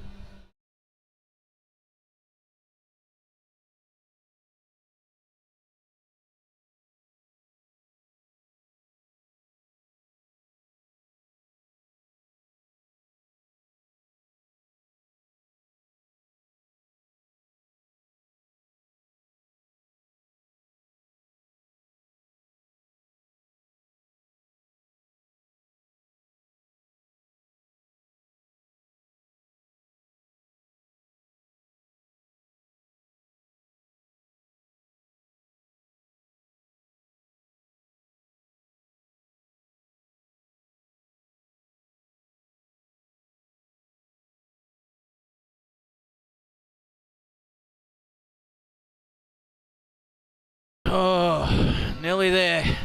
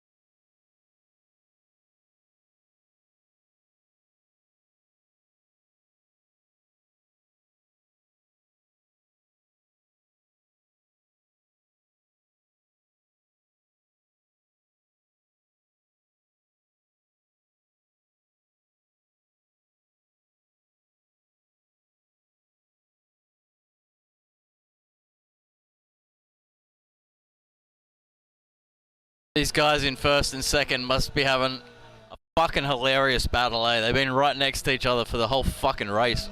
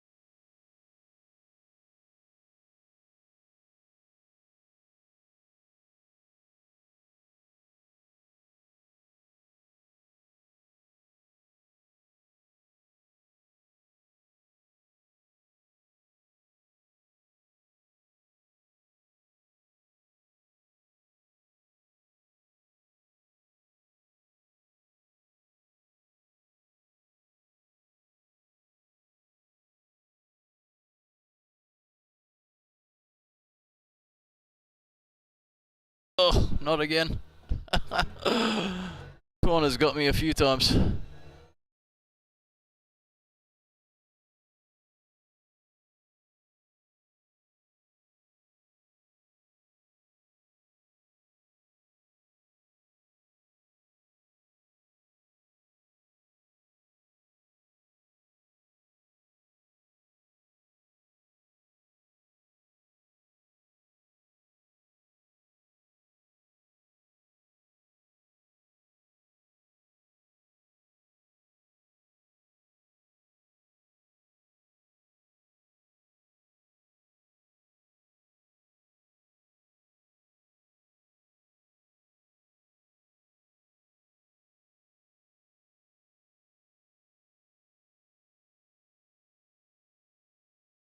Fucking just scraped through with 2% energy, eh? About to be fucking 1%, I think.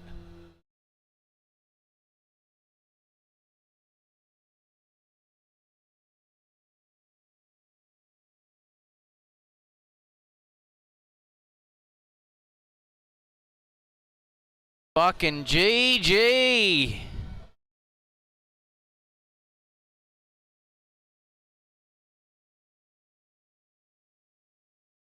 Oh, man. Bro.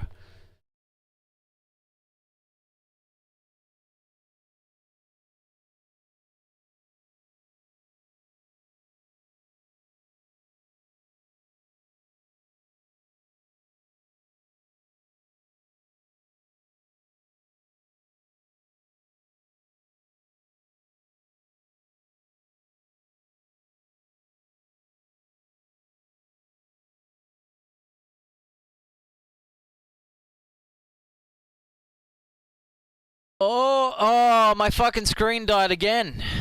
How long's that been like that? Fucking piece of shit. Gotta be this USB power or something. I don't even think my mouse is working. Mouse is just not distance.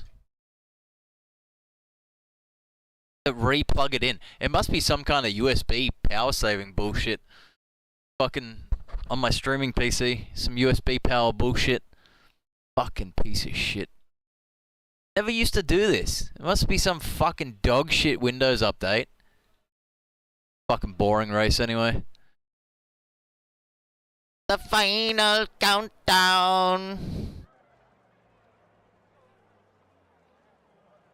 Fuck, it happened ages ago.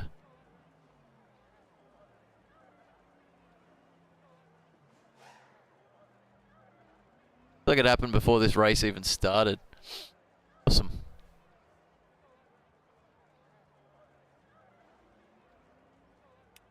Great. It's fucking wonderful. Anyway, call it there. Fucking GG.